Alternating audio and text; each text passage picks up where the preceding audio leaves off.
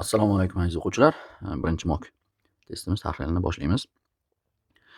Birinchi savolimizda n va m natural sonlari uchun n ning kubi 48 ta m ga tengligiga berilgan. M va n ning yig'indisining eng kichik qiymati so'ralgan. Demak, yig'indining eng kichik qiymatini topishligimiz uchun m va n ga biz kichikroq natural sonlardan olishimiz kerak, ya'ni foydalanishimiz kerak. Bu yerda n kub 48 ta m ga teng bo'lganligi uchun, demak, bu yerda tenglikning ikkinchi tarafida turgan 48 ko'paytirilgan m ham qandaydir natural sonning kubi bo'lishligi kerak. Shuning uchun 48 ni ko'paytiruvchiga ajratamiz. Biror bir sonning kubidan foydalanishligimiz uchun 48 2 ning kubi, ya'ni 8 ga bo'linadi. Shuning uchun 6 karra m deb yozsak, n ning kubi. Bu yerda demak 2 ning kubi bor. 2 ning kubi borligi uchun qolgan qismi, ya'ni 6 karra m ham nimanidir kubi bo'lishi kerak. Qandaydir natural sonning kubi bo'lishligi uchun bu yerda 6 bor. Demak, m 6 ning kvadrati bo'lsa, ko'paytmasi 6 ning kubi bo'ladi. Shuning uchun m ni biz 6 ning kvadrati deb ifodalab olamiz va bu 6 ning kubi bo'ladi. Demak, n kubimiz 12 ning kubiga teng. Bundan foydalanib n ni 12 deb ifodalashimiz mumkin. Shunda m 36, n esa 12 va ularning yig'indisi bizda 48 bo'lar ekan. Demak, birinchi savolimiz javobi C bo'ladi. Ikkinchi savolimizda kasrlar ustida amallar bajarishgan. Bu yerda aralash kasrlarni noto'g'ri kasrga aylantirib ustida amal bajaramiz, chunki ko'paytirishdan oldin noto'g'ri kasrga o'tkazib olsak. Demak, birinchi kasrimiz 12/4/5 bu 64/5 ko'paytirilgan. Ikkinchi kasrimiz 3/3/4 demak 15/4 ayrilgan 4/4/11 48/11 bo'lar ekan va 4/1000dan 125 1000dan 125 bu 1/8 degan bo'lsa 4/1/8 bu 33/8 bo'lar ekan. Mahrajda esa 2/4/7 bu 18/7 bo'linmani ko'paytmaga aylantiradigan bo'lsak, bo'luvchi kasrimizni surat mahrajini almashtiramiz va u 35/3 bo'lar ekan. Endi ko'paytirsak, qisqaradiganlarni qisqartirib olamiz. 64 bilan 4 ni qisqartirsak, demak 16 bu yerda. 15 bilan 5 ni qisqartirsak 3 qolar ekan. 48 bilan 8 ni qisqartirsak 6 qolar ekan. 33 bilan 11 ni qisqartirsak 3. Bu yerda ham qisqartiramiz 6. Bu yerda demak, hisoblasak 16 karra 3imizda 48 ayrilgan 6 karra 3 18 taqsim 30 edi. 48 dan 18 ayirsak 30, 30 ni 30 ga nisbati esa 1 ga teng. Demak, ikkinchi savolimizning javobi 1 ga, ya'ni A javobga teng ekan. Uchinchi savolga o'tadigan bo'lsak, uchinchi savolimizda A va B shaharlar orasidagi masofa B va C shaharlar orasidagi masofadan 2 marta katta. Demak, B va C shaharlar orasidagi masofani S deb belgilasak, A B shahar orasidagi masofa 2 marta kattaligi uchun 2S bo'ladi. Bu yo'l uzunligi bo'yicha avtomobil A shahardan B shaharga 3V tezlik bilan, B shahardan C shaharga esa V tezlik bilan yurdi va umumiy bu yo'l uchun 1 soat vaqt sarfladi. Demak, 2S masofani 3V tezlik bilan bosib o'tgan. Unga qanchadir vaqt ketgan. Shu vaqtga S, ya'ni BC shahar orasidagi masofani V tezlik bilan bosib o'tganligini qo'shsak, 1 soat umumiy bo'lar ekan. Va bizda avtomobil A dan B gacha bo'lgan masofani necha daqiqada bosib o'tgan deyilgan. Demak, daqiqaga o'tkazib olamiz. Bu 1 soatda edi. Bu soat. Biz daqiqaga o'tkazib olamiz va undan oldin tenglikni bu tarafini qo'shib olamiz. 3 mahraj beradigan bo'lsak, demak 2S plus 3S taqsim 3V bizda 1 daqiqamiz 60, 1 soatimiz 60 daqiqa bo'lganligi uchun daqiqada bo'ldi. Demak, 5S taqsim 3V 60 daqiqaga teng. Endi bizdan A va B shaharlar orasidagi masofa qancha vaqtda bosib o'tgani so'ralgan. Bu degani esa 2S taqsim 3V ga teng edi. Uni topishligimiz uchun S taqsim 3V ni topib olamiz. Shuning uchun tenglikning ikkala tarafini 5 ga bo'lib olamiz. 5 ga bo'lsak, demak S taqsim 3V teng 12 liga kelib chiqadi. Va bizdan bundan 2 barobar ko'proq so'ralgan, chunki 2S taqsim 3V. Demak, 12 minutda bosib o'tsa, S taqsim 3V ni 2S ni 24 minutda bosib o'tadi. Shuning uchun javobimiz B bo'ladi. 4-savolga o'tsak, tarkibida 30% tuz bo'lgan 16 kilogramm eritmani tarkibi 50% tuz bo'lgan eritma bilan aralashtirildi. Hosil bo'lgan eritmaning tarkibida 42% tuz bo'lsa, ikkinchi eritmada necha kilogramm olingan? Demak, Bizda 2 xil eritma bor. Birinchi eritmamizda 16 kilogramm va uni tuz ulushi 30%. 30% bo'ladigan bo'lsa, demak bu 16 ning 30%, 0.3 ga ko'paytirganimizga teng. Bu tuz. Unga massasi noma'lum bo'lgan, ya'ni massasi x kilogramm bo'lgan ikkinchi tuz qo'shildi. Uning tuz ulushi 50% ekan. 50% bo'lsa, demak u 0.5 x bo'ladi. Va yangi eritma hosil bo'ldi. Yangi eritmamizning umumiy massasi 16 plus x ga teng. Chunki 16 kiloga x kilo qo'shdik. Demak 16 plus x kilogramm va uning tuz ulushi 42% ga teng ekan. Bu degani 16 plus x ning 42%, 0.42. Va bu yerdagi tuz, bu ikki tuzni qo'shilishidan hosil bo'ldi. Shundan foydalanib 16 ko'paytirilgan 0.3 qo'shilgan 0.5 x teng 16 plus x kare 0.42 deb ifodalashimiz mumkin. Va bu tenglikni yechish uchun tenglikning ikkala tarafini 100 ga ko'paytirib olsak, 16 ko'paytirilgan 30 plus 50 x teng 16 ko'paytiruv 42 plus 42 x bo'lar ekan. Bu yerdan noma'lumlarni bir tarafga, ma'lumlarni bir tarafga o'tkazib olsak, 50 x dan 42 x ayirsak 8 x. Tenglikning kelishchi tarafida 16 kare 30 va 16 kare 42. Bu demak 16 kare 12 ni ifodalaydi. Tenglik ikkala tarafini 8 ga bo'lib olsak, x'imiz teng bo'ladi. 2 kare 12, ya'ni 24 bo'lar ekan. Demak, 4-savolimizning javobi A, ya'ni 24. 5-savolga o'tamiz. 5-savolimizda 2 ildizni ko'paytmasi so'ralgan ekan, hisoblashimiz kerak. Buning uchun nima qilamiz? Avvalambor ildizdan chiqarishligimiz uchun bu ayirma yoki yig'inning kvadrati bo'lishi kerak. Bu yerda ayirma turibdi, demak ayirmaning kvadratini ifodalab olishimiz kerak. Buning uchun 23 minus 8 ildiz osti 7 ni biz kvadratlar yig'in ayirmaning kvadrati bo'yicha formulaga ajratsak, bu demak 4 ning kvadrati minus 2 ko'paytiruv 4 ko'paytiruv ildiz osti 7 plus ildiz osti 7 ning kvadrati, ya'ni 7 bo'lar ekan. Bundan foydalanib, bu qavsimiz 4 minus ildiz osti 7 ning kvadrati deb ifodalashimiz mumkin. Birinchi ildizimiz 4 minus ildiz osti 7 ning kvadrati ko'paytirilgan. Ikkinchi ildizimizda 2 minus ildiz osti 7 ning kvadrati bo'ladi. Kvadrat bilan ildizni qisqartirsak, demak, birinchisida modulda 4 minus ildiz osti 7, ikkinchi ifodamizda esa 2 minus ildiz osti 7 bo'ladi modulda. Va modullarni ochishimiz kerak. Modul ochishligi uchun modul ichidagi ishorani bilishimiz kerak. 4 dan ildiz osti 7 ni ayirsak musbat son chiqadi, 2 dan ildiz osti 7 ni ayirsak manfiy son chiqadi. Shunga ko'ra modullarni ochsak, birinchi modulimiz musbatligi uchun o'z holatida ochiladi, 4 minus ildiz osti 7. Ikkinchi modulimiz manfiyligi uchun qarama-qarshisi bo'yicha ochiladi. Shuning uchun u ildiz osti 7 minus 2 bo'lar ekan.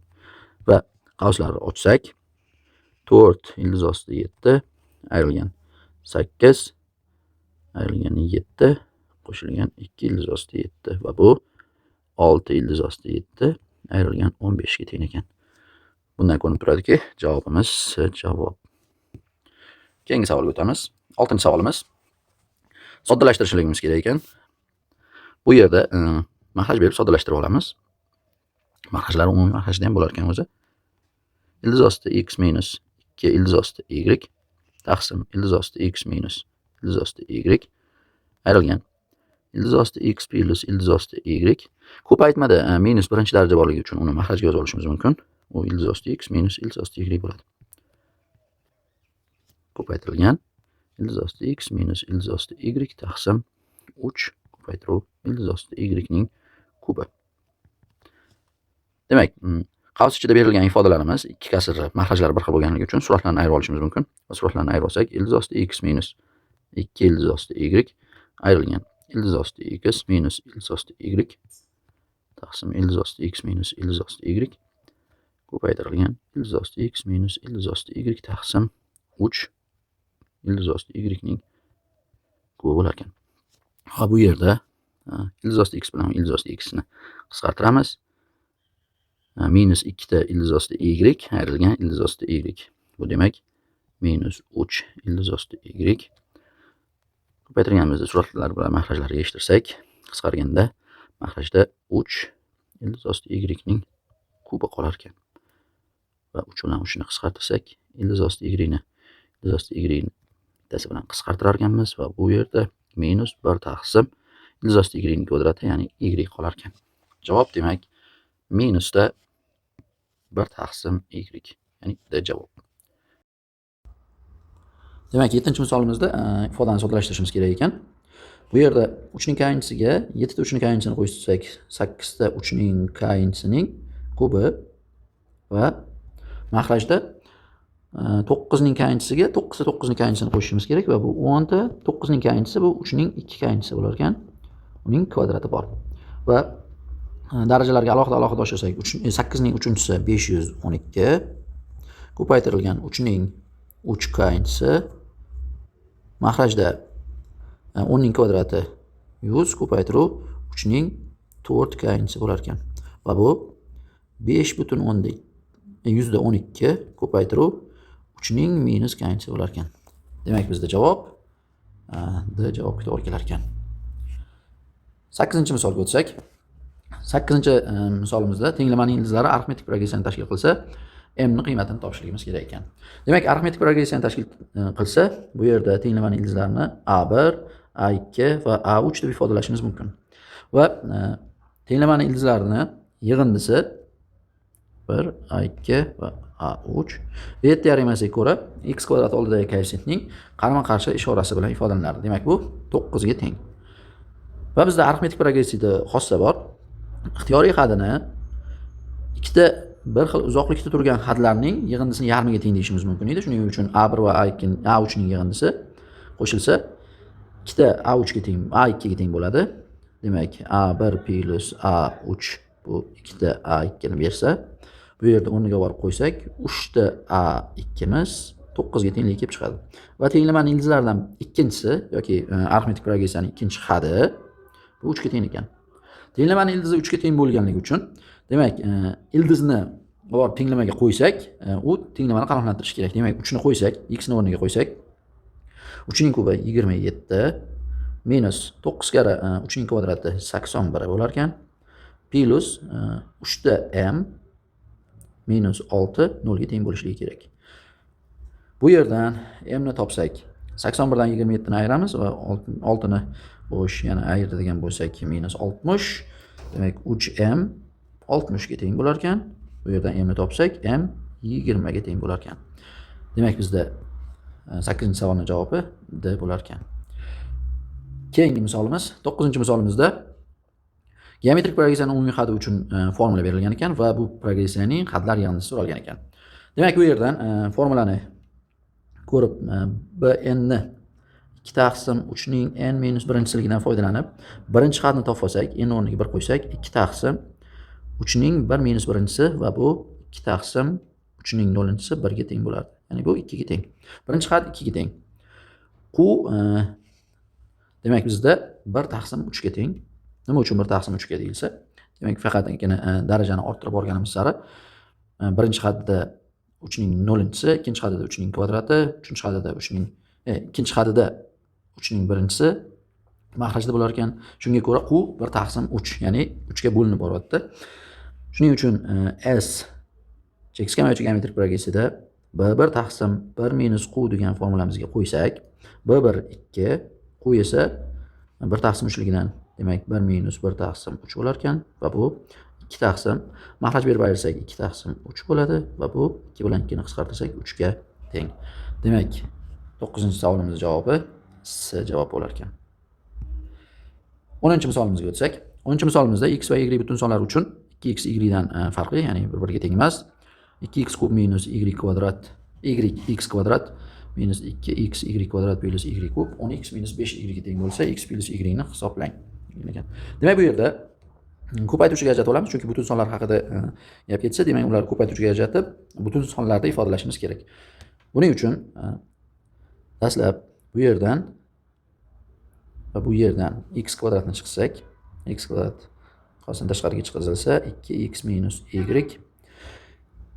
keyingi ikkitasidan esa y kvadratda minus y kvadratda qosini tashqariga chiqsak, Bu yerda 2x minus y bo'lar ekan.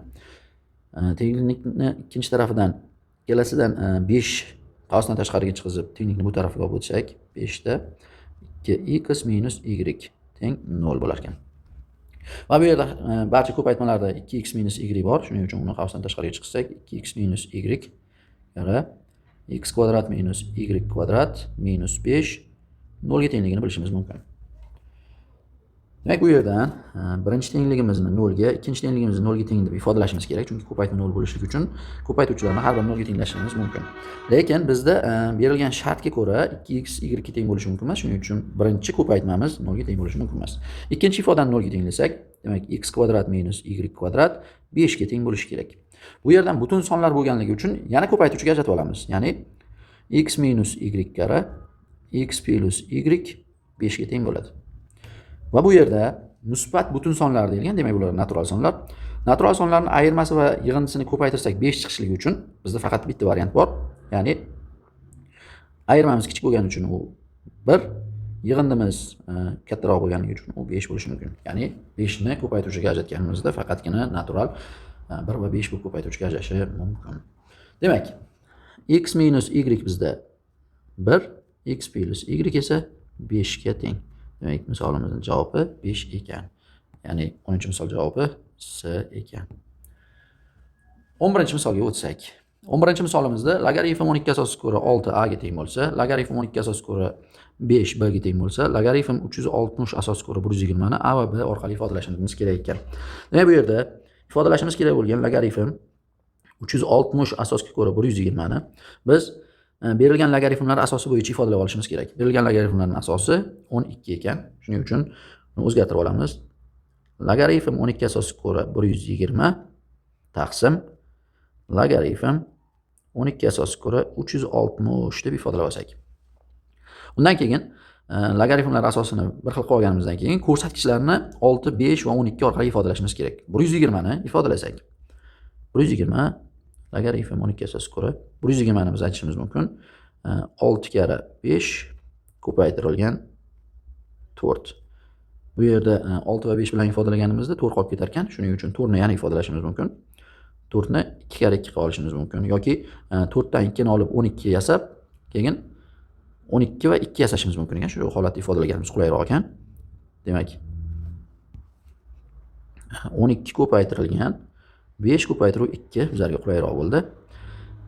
Maxrajdagi logaritm 12 asosiga ko'ra 360 ni esa 12 ko'paytirilgan 5 ko'paytiruv 6 qilib ifodalashimiz osonroq bizlarda.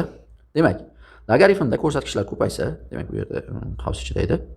Ko'payganda alohida logaritmlarni yig'indisi qilib yozishimiz mumkin. Bu logaritm 12 asosiga ko'ra 12 qo'shilgan logaritm 12 asosiga ko'ra 5 va plus logaritm 12 asosiga ko'ra 2. Lekin bizda ikkiligi yo'q. Shuning uchun 2 ni yana boshqa logaritm orqali ifodalaymiz. Bu 12 bo'lingan 6 deganini bildiradi. Chunki bizda 12 va 6 bor. Maxrajda logaritm 12 asosiga ko'ra 12 qo'shilgan logaritm 12 asosiga ko'ra 5 va qo'shilgan logaritm 12 asosiga ko'ra 6. Endi ifodalab olsak, logaritm 12 asosiga ko'ra 12 bu 1 ga teng. Logaritm 12 asosiga ko'ra 5 bu bizda b ga tengligi aytilgan. Logaritm 12 asosiga ko'ra 12 taqsim 6 bu logaritm 12 asosiga ko'ra 12 ayrilgan logaritm 12 asosiga ko'ra 6 ni bildiradi. Va maxrajda 1 plus logaritm 12 asosiga ko'ra 5 bu b qo'shilgan logaritm 12 asosiga ko'ra 6 bu a ga tenglaydi. Demak, bu logaritm 12 asosiga ko'ra 12 ni birligini bilamiz va u 1 bilan 2 bo'ladi. Qo'shilgan b ayrilgan logaritm 12 asosiga ko'ra 6 bu a ga tenglaydi. Va maxrajda 1 plus a plus b ekan. Demak, bizda javob C variantiga to'g'ri kelar ekan. 12-misolga o'tsak, 12-misolimizda demak, sinus 3 gradus 45 minutda. Demak, bu yerda yarim burchaklardan foydalanar ekanmiz, chunki burchaklarimiz kichaygan. Va buni alfa deb ifodalab olsak, bu burchagimiz 2 alfa bo'lib hisoblanar ekan. Bu ham demak alfa. Va buni hisoblash uchun nima qilamiz? Demak, bizda ikkita sinus kvadrat alfa ko'paytirilgan 1 plus kosinus 2 alfamiz bor edi. Kosinus 2 alfa ko'paytmadagi birni yo'qotish uchun bizlar kosinus 2 alfani ikkita kosinus kvadrat alfa minus 1 orqali ifodalab olamiz. Shunda birlar yeyishadi. Qisqardi birlar. Ayrilgan. Ikkita sinus kvadrat alfa minus 1 esa kosinus 2 alfani bildiradi va uning kvadrati bor ekan. Bu yerda tenglik. Demak, ikkita sinus kvadrat alfa ko'paytirib ikkita kosinus kvadrat alfa bu 4 ta kosinus kvadrat alfa kara sinus kvadrat alfa ayrilgan kosinus 2 alfaning kvadrati bo'lar ekan. Bu ifoda bizga ikkita sinus alfa kara kosinus alfaning xos kvadratini beradi. Ayrilgan kosinus kvadrat 2 alfa. Demak, bu ikkita sinus alfa ko'paytirib kosinus alfa bizga sinus 2 alfani beradi va uning kvadrati bilan sinus kvadrat alfa ayrilgan kosinus kvadrat 2 alfa va bu minusda kosinus 4 alfaga teng edi. Demak, bizda minus kosinus 4 alfa so'ralgan. Alfamiz 3 gradus 45 minut bo'lsa, 2 alfamiz 7,5 gradus. Demak, 4 alfamiz undan 2 barobar kattaroq, ya'ni 15 gradusga teng ekan. Demak, bizda minusda kosinus 15 gradus so'ralgan ekan. Demak, bu minusda ildiz osti 6 plus ildiz osti 2 taqsim 4 ga teng. Demak, javob C ga to'g'ri kelar ekan. 13-misolga o'tsak, arc sinus 5x kvadrat minus 4x minus yarim pi taqsim 2 ga teng bo'lsa, tenglamani ildizlar ko'paytmasini toping. Tenglikning ikkala tarafini 3 ga bo'lib olsak,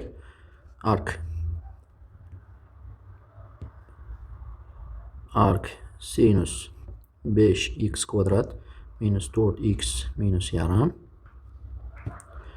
pi taqsim 6 ga teng bo'lar ekan. Va bu yerda tenglikning ikkala tarafini sinuslaymiz va bu 5x kvadrat minus 4x minus yarim teng. Sinusda pi taqsim 6 ya'ni 30 gradusimiz 1 taqsim 2 ga teng edi. Va uni tenglikning ikkinchi tarafiga o'tkazamiz. Bu 5x kvadrat minus 4x minus 1 teng 0 degan tenglama kelib chiqadi. Tenglamani ildizlar ko'paytmasini toping degan ekan. Tenglamani ildizlar ko'paytmasi bu yerda diskriminant noldan katta. Shuning uchun x1 va x2 ning ko'paytmasi ikkita ildizimiz bor va ularning ko'paytmasi minusda 1 taqsim 5 ga teng bo'lar ekan. Demak, javob bizda A javobga to'g'ri kelar ekan. 14-misolga o'tsak, 3 ning 3x minus 2 ko'paytirib 3 ning 2x qo'shilgan 9 ko'paytirib 3 ning x minus 2 0 ga teng bo'lsa, tenglamani barcha ildizlar yig'indisini toping. Agar u bitta bo'lsa, shu ildizni topar ekanmiz. Demak, bu yerda 3 ning x-ni havasini tashqariga olib chiqsak, 3 ning 2x qoladi. Berilgan 2 ko'paytirilgan 3 ning x qo'shilgan 9 ko'paytiruv 3 ning minus 2 teng 0 ga tengligini ifodalay olamiz. Va bu yerda ko'paytma 0 ga teng bo'lsa, har birini 0 ga tenglashga haqlimiz. Va bu yerdan 3 ning x teng 0 bu bo'sh to'plam. 3 ning hech qanday darajasi 0 ga teng bo'lishi mumkin emas. Va bu yerda 3 ning x-ni a deb ifodalay olsak, a kvadrat minus 2a plusda 9 ko'paytirilgan 3 ning minus 2 bu 1 ga teng va uni 0 ga tenglashimiz mumkin ekan. Va bu a minus 1 ning qavs kvadrati, aynan qavs kvadrati 0 ga teng bo'lsa, demak a teng bo'ladi 1 ga. A esa 3 ning x edi. Uni 1 ga tenglasak, bizda 3 ning x teng 1 ning o'rniga 3 ning 0 deb ifodalasak, x ni 0 ga tengligi kelib chiqar ekan. Demak, 14-savolimizda javob C ga to'g'ri keladi. Keyingi savolimiz 15-misolda rasmdagi parabola va to'g'ri chiziq grafiklar tasvirlangan. A nuqtaning koordinatasi n u n kvadrat bo'lsa va A ning uzunligi B ning uzunligidan 3 barobar katta bo'lsa, tenglik o'rinli holatda n kvadratni topar ekanmiz. Demak, bu yerda parabola berilgan ekan va C bilan B ning orasidagi masofa A bilan C ning orasidagi masofadan 3 barobar kam ekan. Shuning uchun uni ifodalab olamiz. Bu yerda C B ning orasidagi masofani t desak, A C ning orasidagi masofani 3t deb ifodalashimiz mumkin. Va B nuqtaning absissasi A bo'lsa, ordinatasi demak A kvadratga teng bo'ladi. A nuqtaning absissasi esa bu yerda o'xshashlikka ko'ra B nuqtaning absissasidan 3 barobar katta bo'lishi kerak. Faqat manfiy bo'lganligi uchun uni minus 3a deb ifodalaymiz. Va bu yerdagi uzunligimiz 3a ga teng bo'ladi. Ordinatasi esa 9a ning kvadratiga teng bo'ladi. Bu yerda demak, bu yer ikki o'xshash uchburchak hosil bo'ladi. Bu uchburchak bilan mana bu yerdagi bu uchburchagimiz bilan bu uchburchagimiz o'xshash bo'ladi va o'xshash uchburchaklarda bu ikki tomonimiz o'zaro o'xshash bo'lganligi uchun ularning nisbati bu tomonlarning nisbatiga teng bo'lishi kerak. Shuning uchun 3a ni a ga nisbati, bu yerdagi masofamiz 9a kvadrat minus 2 ni, bu yerdagi masofamiz 2 minus a ning kvadrati bo'lgan masofaga deb bo'ladi. Va bu yerda a larning nisbatini olsak, a larni yechtirdik. 3 teng 9a kvadrat minus 2 taqsim 2 minus a kvadrat va proporsiya qilsak 6 minus 3a kvadrat teng 9a kvadrat minus 2 bo'lar ekan. Va bu 6 qo'shilgan 2 teng 12 ta a kvadratga yoki a kvadrat bizda demak 8 taqsim 12 yoki 2 taqsim 3 ga teng bo'lar ekan.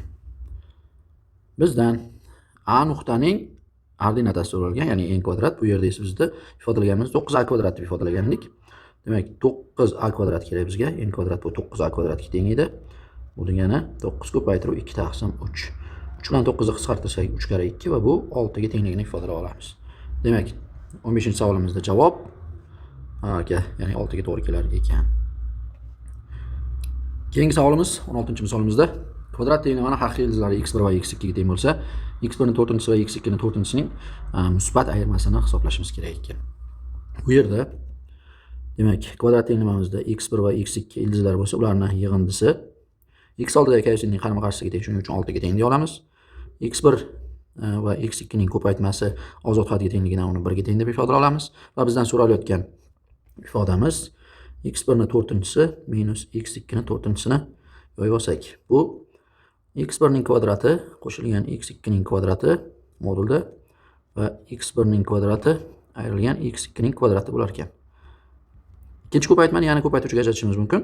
x1 kvadrati plus x2 ning kvadrati ko'paytirilgan x1 plus x2 ko'paytiruv modulda x1 minus x2 deb ifodalashimiz mumkin. Bu yerdan har birini alohida topib olamiz.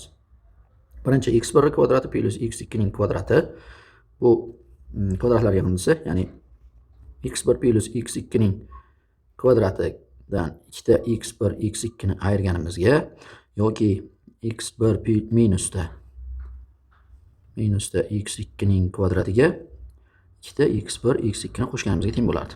Bu yerdan bu qismadan topib olsak, x1 plus x2 miz 6 ga teng, uning kvadrati demak 36 ayrilgan 2 ta x1 x2 miz bu 2 ga teng. Shuning uchun bu ifodamiz 34 ga tengligini bilib olsak bo'ladi.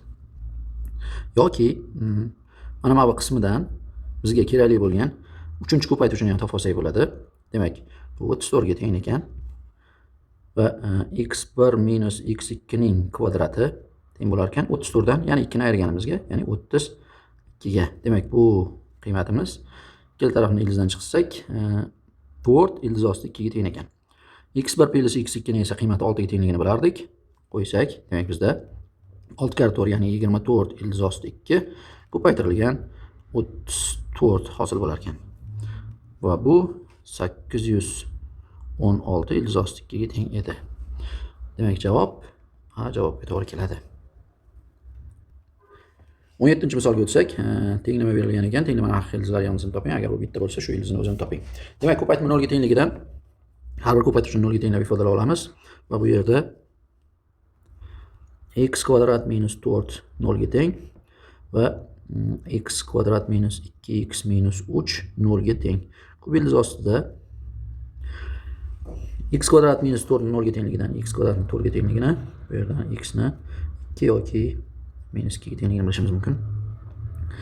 Kub ildiz ostida x kvadrat minus 2x minus 3 0 ga tengligidan x kvadrat minus 2x minus 3 0 ga tengligini bilishimiz mumkin va bu yerda tenglamalarimiz ko'paytmasi, ildizlar ko'paytmasi 3, farqi 2 bo'lgan 3 va 1 va 1 manfiy ekan, 3 musbat ekan. Demak, ildizlarimiz 4 ta va ularning yig'indisi 2 bilan minus 2 ni 0 desak, 3 bilan minus 1 ning yig'indisi esa demak bizda 2 ga teng bo'lar ekan. Demak, javob B javob. 18-misolga o'tsak, 18-misolda tengsizlikning butun yechimlari yig'indisini toping. Demak, tengsizlikni Butun yechimlar yig'indisini topishlik uchun avval modulni ochib olamiz. Modul tashqi qismini ochadigan bo'lsak, modulda x minus 2 ayrilgan 5 ni 3 dan kichkinaligini yoki minus 3 dan kattaligini ifodalashimiz mumkin. Va tengsizlikning ikkala tarafiga 5 ni qo'shib yuborsak, bu yerda demak 2 dan katta yoki teng modulda x minus 2 kichik yoki teng 8 dan degan ifoda kelib chiqadi. Xo'sh, bu qo'sh tengsizlikni ikkiga ajratib olib, ikki qismga bo'lib yechamiz. Ya'ni birinchi qismi, bu esa ikkinchi qismi. Birinchi qismini yechsak, birinchi qismi sistemasi holatda 2 dan katta yoki teng x minus 2 va minus 2 dan kichik yoki teng x minus 2 holatda bo'ladi. Va bularni alohida yechsak, x katta yoki teng 4 dan, ikkinchisi esa x kichkina yoki teng 0 dan bo'lar ekan. Va uning ildizlari 0 dan kichik sonlar, 4 dan katta sonlar bo'ladi. Ikkinchisini yechsak, ikkinchisida modulda x minus 2 8 dan kichikligida bu sistema bilan yechiladi va x minus 2 kichik yoki teng 8 dan, x minus 2 katta yoki teng minus 8 dan. Va uning yechimi x kichkina yoki teng tengsizlikning ikkala tomonidan 2 ni qo'shib olsak, demak 10 dan kichik. Ikkinchisi esa x katta yoki teng minus 6 dan bo'ladi. Demak, ikkinchi tengsizligimizda minus 6 dan kattalari, minus 10 dan kichiklari bo'lsa, ikkinchi tengsizligimiz bilan birlashtirsak 0 dan kichiklari, 4 dan kattalari. Va umumiy joy demak minus 6 dan 0 gacha, 4 dan 10 gacha bo'lar ekan.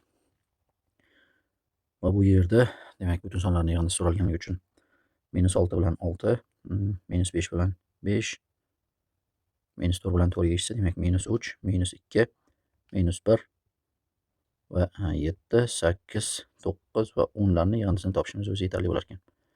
Demak, bu yer minus 6, bu qismi minus 6, manfiylarimiz, musbatlarimiz esa 34 bo'lar ekan. Demak, ularning yig'indisi 28 ga teng. Demak, javob bizda C bo'ladi. 19-misolga o'tadigan bo'lsak, 19-misolda grafik bo'yicha parabola va ko'rsatkichli funksiyaning grafiklari berilgan va bizdan so'ralgan, agar fx x dan katta bo'lsa, bu tengsizlikni qanoatlantiradigan yechimlar oralig'i so'ralgan. Demak, biz bilamiz, funksiyalarning qiymatlarini biz ordinat o'qi bo'yicha ko'rishimiz mumkin. Ordinat o'qi bo'yicha yuqorida joylashgan funksiya, demak, katta funksiya bo'ladi. O'sha vaqtda kattaroq hisoblanadi. Shuning uchun e'tibor beradigan bo'lsak, bizda parabola ko'rsatkichli funksiyadan katta bo'lishligi uchun, demak, parabola yuqorida bo'lgan joylarimiz, ya'ni a dan b gacha bo'lgan oraliqda, mana bu yerda parabola ko'rsatkichli funksiyadan ko'ra yuqorida joylashgan. Shuning uchun a dan b gacha va c dan plus cheksizligicha bo'lgan oraliqda ham parabola ko'rsatkichli funksiyadan yuqoriroqda. Shuning uchun bizda javob D javob bo'ladi. 20-misolga o'tsak, 20-misolimizda quyidagi funksiyalarning nechtasi toq deb berilgan. Funksiyani juft yoki toqlikka ajratish uchun funksiyaga minus x qo'yishimiz o'zi yetarli bo'ladi. Agar birinchi funksiyani tekshirsak, minus x qo'ysak, funksiyamiz minus x kubda minus x kub bo'lar ekan. X kvadratda plus x kvadrat va plus 3ximiz minus 3x ga o'tadi, plus 1. Bu funksiyamizda qarama-qarshiligi ham o'zgarmadi yoki o'z holida ham qolmadi. Shuning uchun bu funksiyamiz juft ham emas, toq ham emas deyiladi. Demak, bu funksiya toq emas. Ikkinchi funksiyamizni ko'ramiz. Bu yerda y teng kosinus x funksiya bilan ln x plus ildiz ostida 1 plus x kvadrat degan funksiya berilgan. Kosinus x juft funksiya, lnli funksiyamiz esa toq. Buni funksiyaning toqligini qayerdan bilsak bo'ladi? Toqligini bilish uchun minus x qo'yib ko'rsak, ln ildizni birinchi yozib olamiz. 1 plus x kvadrat, chunki minus qo'ysak ham kvadratga oshganligi uchun musbat qoladi, minus x. Buni toqligini qayerdan bilishimiz mumkin? Bu yerda misolda o'zi berilganda x'imiz musbat edi, bu yerda x manfiy bo'lib qoldi va buni o'zgartirish uchun lnni ichida, ko'rsatkichning ichida 1 plus x kvadrat minus x ni ildiz ostida 1 plus x kvadrat plus x ga ko'paytirib bo'lib olsak,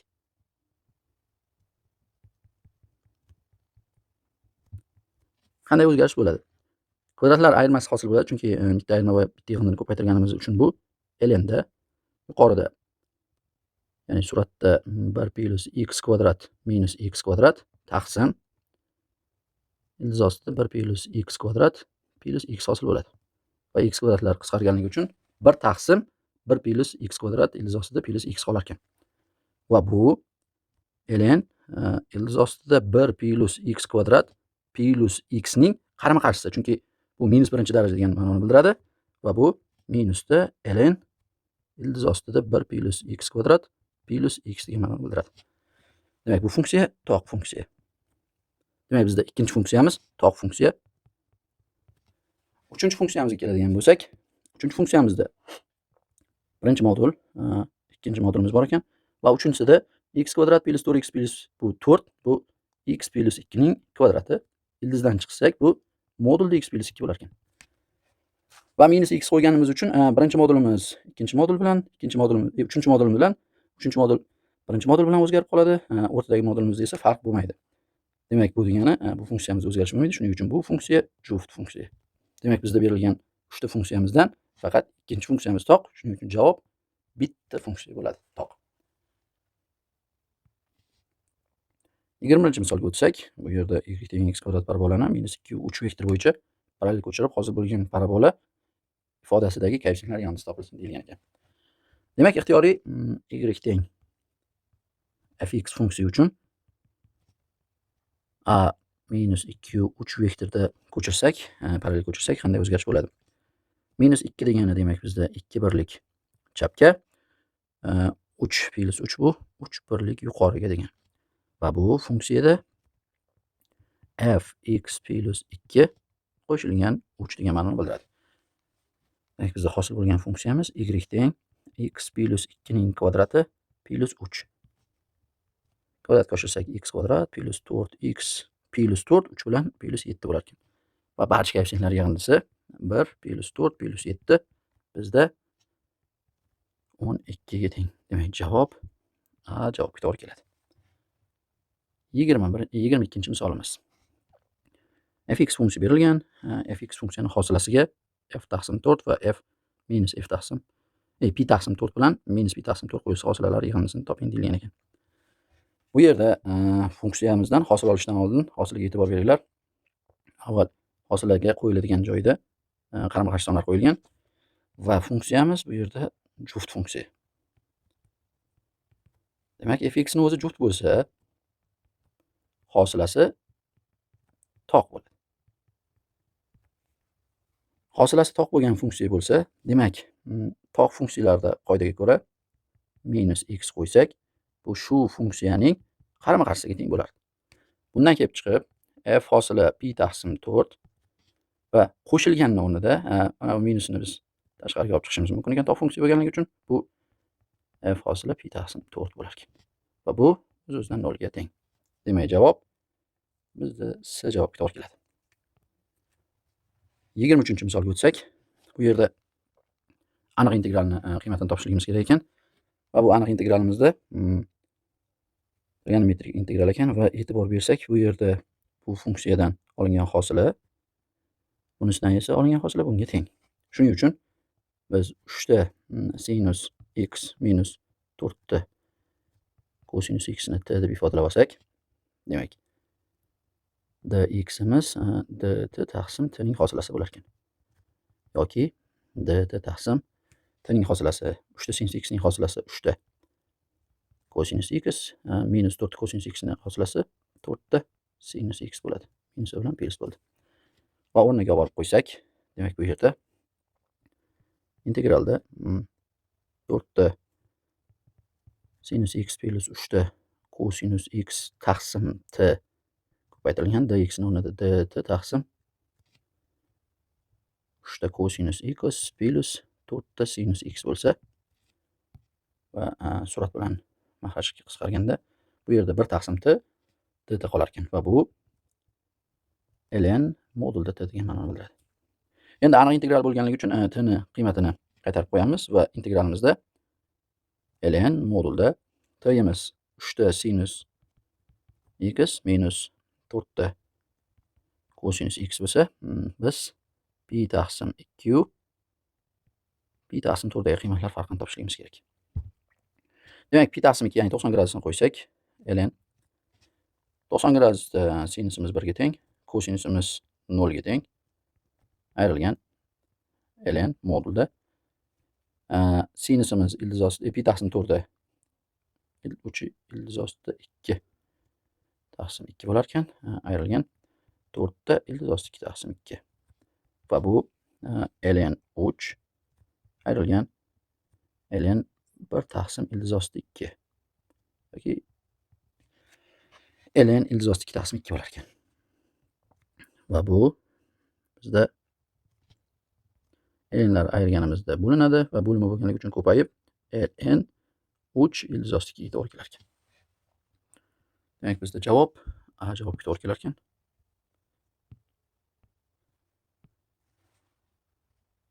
Keyingi misolimiz 24-misolimizga ko'rsak, 24-misolimizda bizda 3 burchak transporter yordamida o'lchanyapti. Demak, bu yerdagi burchaklarimiz 80 va 125 orasida bo'lganligi uchun bu yer 45 gradus ekan. Bu yer esa 100 va 130 orasida bo'lgani uchun 30 gradus ekan. Agar ABning uzunligi 16 ga teng bo'lsa, ASning uzunligini toping deyilgan. ABning uzunligi 16 ga teng bo'lsa, ASning uzunligi demak o'z-o'zidan x noma'lum bo'lganligi uchun. Va bu yerda uchburchakni ikkita burchak va ikkita tomon bog'liqligini sinuslar teoremasiga ko'ra ishlatsak bo'ladi. Ya'ni 16 ni qarshdagi burchak sinusi sinus 30 gradusga nisbati x ning sinus 45 gradusga nisbatiga teng. Va 16 taqsim sinusimiz 30 gradus 1 taqsim 2 x taqsim sinus 45 gradusda ildiz ostida 2 taqsim 2. Va maxrajdagi ikkilarni qisqartirsak, ximiz teng bo'ladi 16 ildiz ostida 2 ga. Demak, AC tomonimiz 16 ildiz ostida 2. Va javob A javobga to'g'ri kelar ekan. Keyingi misolimiz 25-misolda AE va EC tomonlari o'zaro teng, kesmalar teng. AB tomon 12 ga, BD tomon 4 ga. E bilan AC perpendikulyar, DCni qabul qilishi mumkin bo'lgan eng katta butun qiymatni toping deyildi. Demak, bu yerda bu ikkita tomon teng ekan, kesma teng ekan, teng bo'lingan va perpendikulyarlik bor. Demak, bu DE AC tomon uchun o'rta perpendikulyar ekan. O'rta perpendikulyardan ixtiyoriy nuqtadan kesma uchlargacha bo'lgan masofalar teng. Shuning uchun buni ham x deyishimiz mumkin yoki hosil bo'lgan ADC uchburchakni teng yonli uchburchak deb qabul qilishimiz ham mumkin, chunki uchidan tushgan balandlik median vazifasini ham bajarganligi uchun, demak bu teng yonli uchburchak va ikkala tomoni teng bo'ladi, ya'ni x dan. Va bu yerda e'tibor berishimiz kerak bo'lgan uchburchak ABD uchburchak. Bu ABD uchburchakning ikkita tomoni ma'lum 12 va 4, uchinchi tomoni esa noma'lum. Va bizdan so'ralayotgan DC uzunlik, ya'ni x ga teng. Uchburchakning yasalish qoidasiga ko'ra, uchburchakning ixtiyoriy bir tomoni qolgan ikki tomonlar yig'indisidan kichik bo'lishi kerak. Demak, 12 va 4 ning yig'indisidan kichik bo'lganligi uchun x 16 dan kichik bo'lishi kerak. Bu degani x ning eng katta butun qiymati 15 ga teng degani. 26-savolga o'tsak, 26-savolimizda 3 ta kvadrat tasvirlangan. Bu kvadratlarning yuzlari mos ravishda 25, 16 va 4 ga teng bo'lsa, bo'yalgan soha yuzini toping. Demak, bu yerda avval kvadratning tomonlarini topib olamiz. Eng katta kvadratimizning yuzasi 25 ga teng bo'lgani uchun, demak, tomoni 5 ga teng. Ikkinchisi tomoni, demak, 4 ga teng, chunki yuzasi 16 ga teng ekan. Va uchinchisini yuzasi 4 ga tengligidan tomoni 2 ga teng deyishimiz mumkin. Va bu yerda e'tibor berishimiz kerak bo'lgan joylari mana bu yerda hosil bo'lgan bo'yalgan to'rtburchakni tomoni to'g'ri chiziq bilan tashkil topmagan, H nuqtada singan holatda, E nuqtada ham singan. Ya'ni bitta uchburchak deb qabul qilib olib keta olmaymiz yoki bitta to'g'ri chiziqda yotadi deya olmaymiz. Ular mana bilishimiz mumkin bo'lgani, mana bu yer to'liq 45, mana bu yer esa 45 dan kichik. Bu yer esa to'liq 45 gradus. Shuning uchun bu E nuqta va GK nuqtalar bir to'g'ri chiziqda yotmaydi. Demak, bu yuzani topishlik uchun uchburchakdan foydalanmaymiz, to'liq to'ldirib olib, keyin yuzni topamiz. To'liq to'ldirib olish uchun nima qilamiz? GF va IK larni ular yotgan to'g'ri chiziqlarni kesishtirsak, bizda to'rtburchak hosil bo'ladi. To'rtburchagimizning umumiy tomoni, demak, 4 va 5 ning yig'indisiga teng bo'lganligi uchun 9 ga teng. Bu tomoni esa bu yer 5 bo'lganligi uchun 7 ga teng. va topishimiz mumkin bo'lgan iloji boricha yuza topishga osonroq bo'lgan yuzalarga ajratamiz. Bu yerda demak, bu yerdan to'liq davom ettirib kelsak, beshga teng yuza tomon bo'ladi va bu yerda mana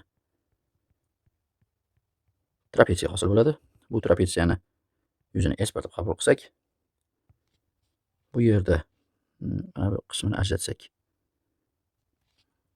tomonimiz demak, bu yer to'liq 4, mana bu qismi 4.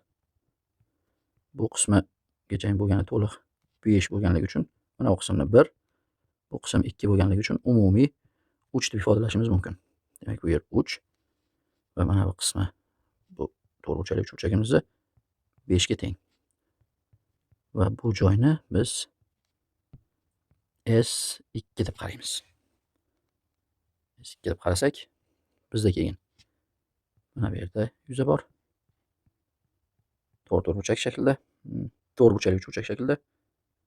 Bu qism 2 ga teng bo'lganligi uchun, demak, qolgan qismi, ya'ni bu yeri umumiy 9 bo'lganligidan 7 ga teng bo'ladi. Bu yuzani esa biz S3 deb ifodalaymiz. Va bizda bitta yuza qoldi. Bu trapetsiya. Trapetsiyamizning yuzasini S demak 4 deb ifodalab olsak, uni balandligi 4 ga teng ekan. Va biz barcha hosil bo'lgan shakllar yuzalarini qo'shsak, ya'ni S1, S2, S3 va SX bizdan so'ralayotgan noma'lum yuzasini qo'shsak, to'rtburchakning yuzasi hosil bo'ladi. Ya'ni to'rtburchakning yuzasi hosil bo'ladi. U to'rtburchakning yuzasi tomonlari 9 bilan 7 bo'lganligi uchun 63 ga tengligini bilamiz. Endi S1 to'rtburchakli trapetsiya mana bu yerda asoslari 7 va 5, balandligi esa 2 ga tengligini bilamiz. Demak, uni yuzasi asoslarni qo'shamiz, 2 ga bo'lib balandligiga ko'paytiramiz degan.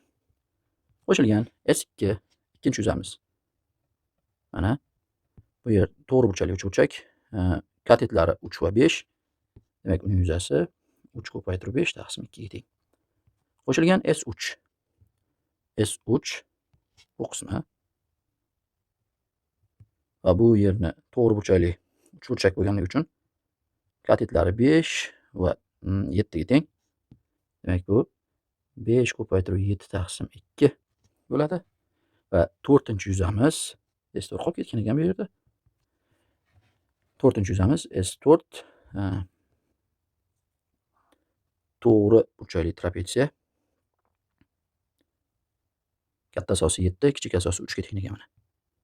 Balandligi esa 4 ga teng ekan. Uni yuzasi asoslarini qo'shamiz, 3 + 7 taqsim 2 ko'paytirib 4 ga teng. Va bizda noma'lum SX 63 ga teng bo'lishi kerak. Hisoblab olsak, bu bilan bu qisqarganda, demak, 12 plus bu yerda bu ikkalasini qo'shib olsak, 15 + 35 bo'lar ekan. Va 2 ga bo'ladigan bo'lsak, demak, bizda 25 bo'lar ekan. Qo'shilgan bu bilan bu qisqarganda 2 qolar ekan va 3 + 7 10 bo'lsa, 2 ko'paytirganimizda 20 bo'lar ekan. Plus va so'ralayotgan shakl yuzasi 63 ga teng bo'lishi kerak. Demak, 12, 25 va 20 ni yig'indisi 57 bo'lsa, 57 ga x ni qo'shsak 63 chiqar ekan. Bu degani bo'yalgan soha yuzasi 6 ga teng ekan. Demak, javob A. Keyingi misolimiz. 27-misolda muntazam uchburchakli 8 burchakka ichki va tashqi qilgan aylanlarda agar ichki qilgan aylanlar radiusi 2 + iltizosi 2 bo'lsa, bu aylanlar hosil qilgan halqa yuzi topilsin deyilgan ekan. Santimetr kvadratda. Demak, ikkita aylana bo'lsa,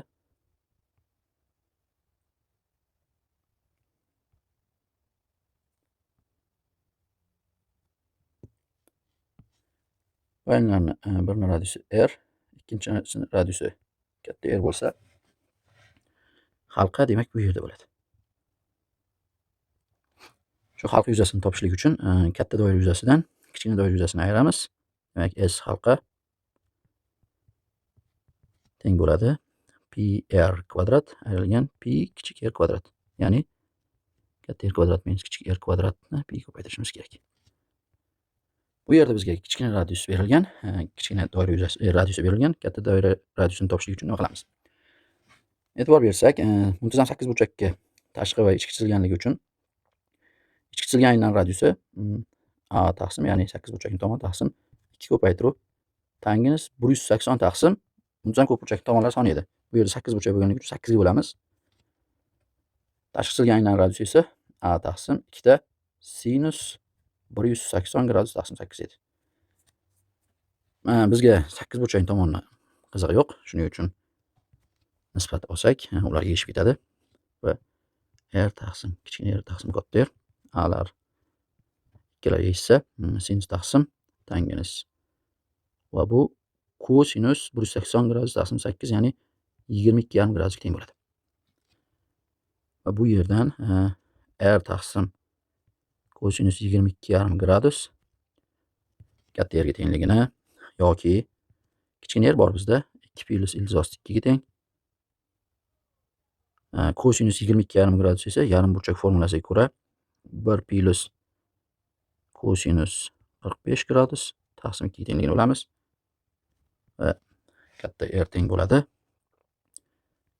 2 + ildiz 2 taqsim kosinus 45 gradusda 1 taqsim ildiz 2 mahraj berib chiqarib olsak, demak bu yerda 2 + ildiz 2 taqsim 4 bo'lar ekan. Va bu yerdan suratni ildiz ostida 2 + ildiz 2 ning kvadrati mahrajda ildiz ostida 2 + ildiz 2 taqsim 2 bor deb ifodalasak, shunda ular qisqaradi. 2 esa suratga chiqsa 2 ildiz ostida 2 + ildiz 2 bo'lar ekan. Bu tashqi chizilgan aylan radiusi. Va bizda halq yuzasini topishlik uchun ularni kvadrati kerak bo'lardi. Katta aylan radiusining kvadrati demak 4 ko'paytiruv 2 + ildiz 2 ayrilgan kichkina aylan radiusining kvadrati, demak mana bu qiymatni kvadratga oshirsak 4 + 4 ildiz 2 + 2 bo'lar ekan. Ko'paytirilgan pi bor. Va qavslarni ochsak 8 + 4 ildiz 2 ayrilgan 6 - 4 ildiz 2 bo'lar ekan. 4 ildiz 2lar yeyishsa, demak 8 dan 6ni ayiramiz 2 va pi bilan 2 pi bo'lar ekan. Demak, halq yuzasi 2 pi ga teng. Ya'ni C javobga to'g'ri kelar ekan. Bizda keyingi misol 28-misolimizda rasmda konus ma'lum yoyilmasi tasvirlangan va bizda yoyilmadagi sektorning 2 radius orasidagi burchagi so'ralgan ekan, alfa. Bu misolimiz uchun bizda formula bor. Ya'ni sektorning konusning yon sirtini yoyilmasi sektor bo'ladi va u sektorning markaziy burchagi 360 gradusga nisbat olinganda konusning yasovchisini radius bilan nisbat bo'ladi. Bu ya'ni radiusning konus yasovchisiga nisbatiga teng bo'lardi. Shuning uchun alfani 360 gradusga nisbati, bu yerda radiusimiz 2 va yasovchi 8 ga teng bo'lganligi uchun 2 ni 8 ga nisbatiga to'g'ri keladi. Va bu qisqartirsak bu yerda 4 qolar ekan. 360 bilan 4 ni qisqartiradigan bo'lsak, bu yerda 90 gradus bo'lar ekan. Demak, alfa 90 gradusga teng ekan. Demak, javob C javob. Demak, navbatdagi misolimiz 29-misolimiz. Tizimdagi silindrning asosi aylana radiusi 2 ga va balandligi 20 ga teng. Silindr tik holatda ichiga h balandlikda suv solingan.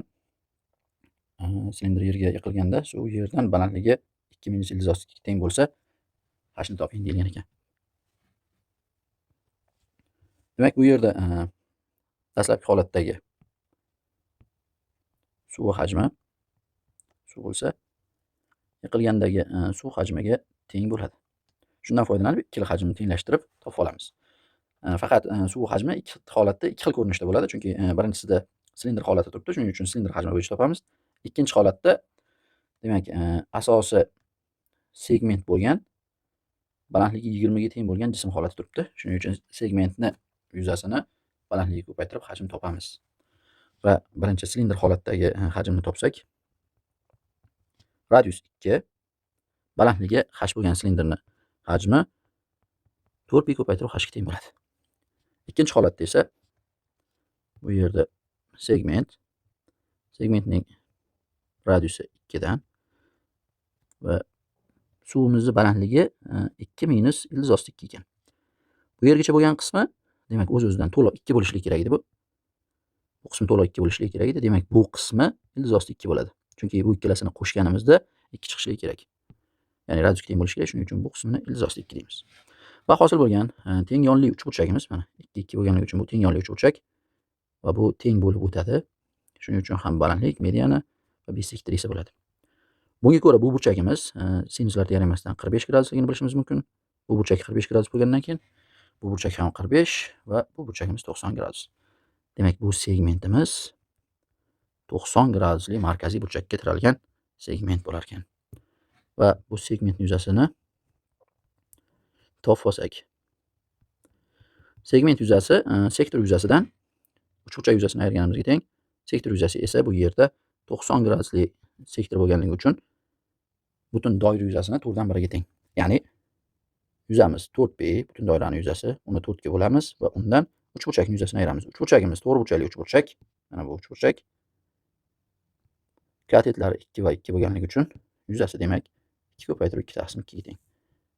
Demak, segment yuzasi teng bo'lar ekan pi minus 2 ga. Va bu yerdagi suv hajmi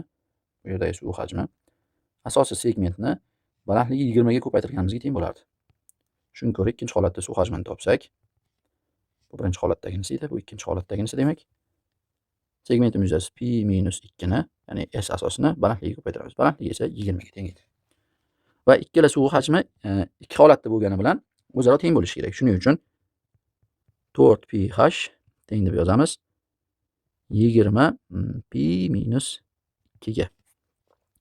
Tenglikning ikkala tarafini 4pi ga bo'lsak, h ni topish uchun 4pi ga bo'lsak, bu yerda h tenglikning ikkinchi tarafida 4 bilan 20 ni qisqartirganimiz 5 va pi ga qisqartirsak 1 minus 2 taqsim pi bo'lar ekan.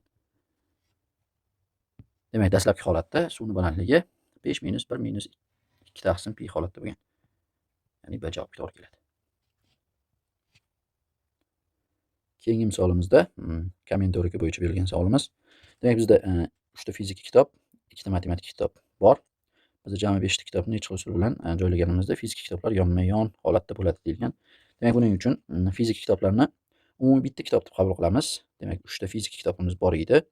Uni bir kitob deb qabul qilsak, 2 ta matematika kitobimiz bor edi. Ular 2 ta. Alohida 2 ta kitob deb qarasak, bizda demak 3 ta kitob bor. 3 ta kitobni joylashtirishimiz 3 faktorial bo'lardi. O'rnlarini almashtirishimiz. Lekin bu 3 ta fizika kitobni yonma-yon deb qabul qilganimiz bilan ularni o'zini ham o'rnini almashtirish mumkin. Ya'ni birinchi fizika, ikkinchi fizika, uchinchi fizika bo'lsa, uchalasini o'rnini almashtirishimiz mumkin. U esa 3 faktorial bo'ladi.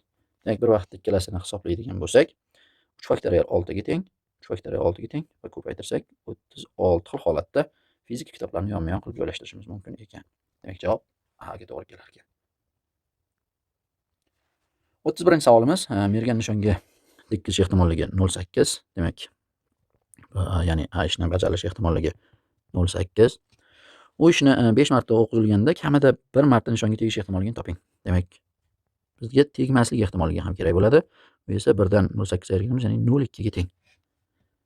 Va bizga 5 marta o'qilganda kamida 1 marta tegishi deyilganda, demak, ba'zi hollarda 1 marta tegib, 4 marta tegmasligi mumkin yoki teskarisi bo'lishi mumkin. Shunaqa holatlardan faqat bizga kamida 1 marta nishonga tegishi kerak. Bu degani 1 marta, 2 marta, 3 marta, 4 marta yoki 5 marta tegishi bizni qanoatlantiradi. Lekin 5 marta o'qni nishonga tegmasligi bizga kerak emas. Shuning uchun biz 1 dan 5 ta holatda ham o'qni nishonga tegmasligi, ya'ni 0.2 ning 5-sini ayirib tashlaymiz. Va bu 1 dan 0.0032 bo'lar ekan, ya'ni 10 ning 5-si bo'lganligi uchun suratda esa 32, ya'ni 2 ning 5-si bo'lar ekan. Va buni qiymati demak bizda 0.99968 ga teng bo'ladi. Demak, bu yerda javob A javobga to'g'ri kelar ekan. 32-savolimiz to'plamlarga oid ekan. 2 to'plam berilgan va ularning kesishmasida bo'sh bo'lmagan qism to'plamlari sonini toping. Demak, bu yerda kesishmasini topadigan bo'lsak, ikkalasi bor elementlar A, B, D va N ekan. Demak, bu to'plamimizda umumiy elementlar soni 4 ta. Va 4 ta elementi bor to'plamning qism to'plamlar soni 2 ning 4-si bo'lardi. Lekin bizdan bo'sh bo'lmagan qism to'plamlar sonini so'ragan. Demak, bu yerda bitta to'plamimiz bo'sh bo'lganligi uchun bittani ayirib tashlaymiz. Demak, 2 ning 4-si 16, bundan birni ayirsak 15 ga teng bo'lar ekan.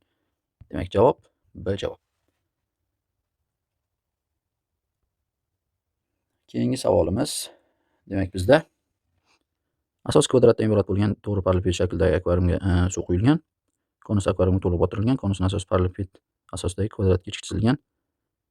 Konusni ichi qattiqsin va akvarium devorlari qalinlikka ega emas. Pi ni 3 deb qabul qilar ekanmiz. Agar konus solinganda u suvga to'liq botgan va uni balandligi 8 santimetr bo'lsa, akvariumdagi suv sathini dastlabkidan qancha ko'tarilgan? Demak, bu yerda chizib oldik chizmani. Va birinchi shartimizda, ya'ni 33-misolimizda agar konusga solinganda u suvga to'liq botib turganda, konus solinganda suvga to'liq botib turganda, uni balandligi 8 ga teng bo'lsa, akvariumda suvning sathi dastlab qancha bo'lgan? Demak, avvalgi holatda konusni solishimizdan oldin suvning balandligi mana bu yerdan bo'lgan bo'lsa va u h bo'lgan bo'lsa, keyingi safarga suv solingan paytda suv konusni balandligi bilan teng bo'lar ekan. Ya'ni mana bu holatda bo'ladi suv.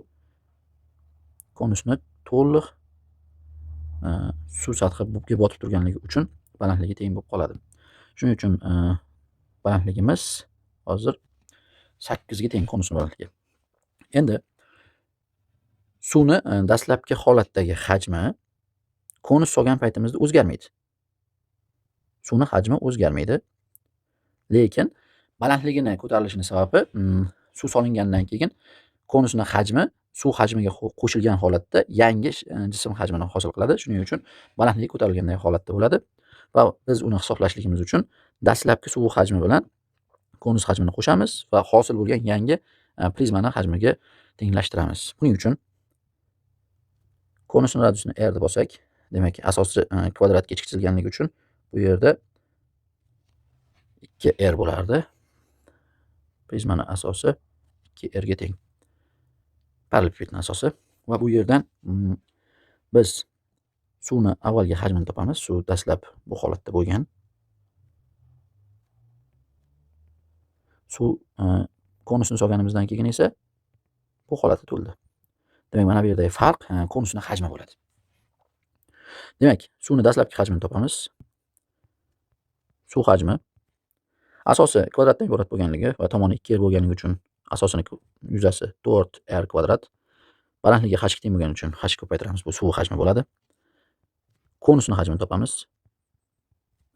Konusning hajmi esa asosining radiusi r bo'lganligi uchun r kvadrat pi ni 3 deb olishimiz kerak, ko'paytirilgan 3 va balandligi 8 taqsim 3 ga teng. Uchlar qisqarsa, demak 8 r kvadratli r kvadratga teng ekan. Bu konusning hajmi.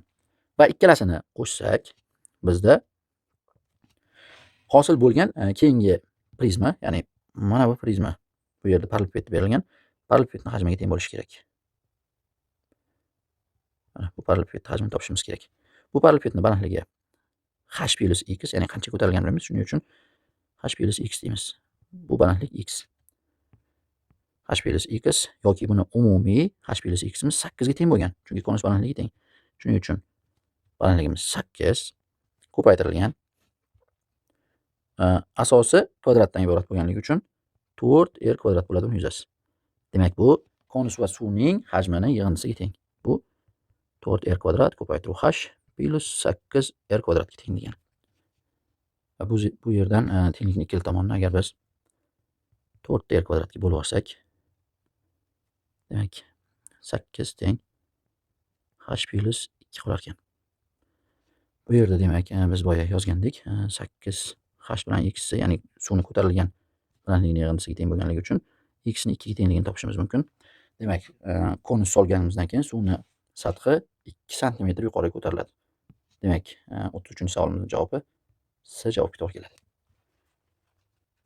34-savolimizda esa konus suvga to'liq botishi uchun eng kamida akvariumga suv qancha bo'lishi kerak deyilgan va shartlarda ozgina o'zgartirish kiritilgan. Ya'ni chizmada ham ozgina o'zgartirish kiritamiz. Bu yerda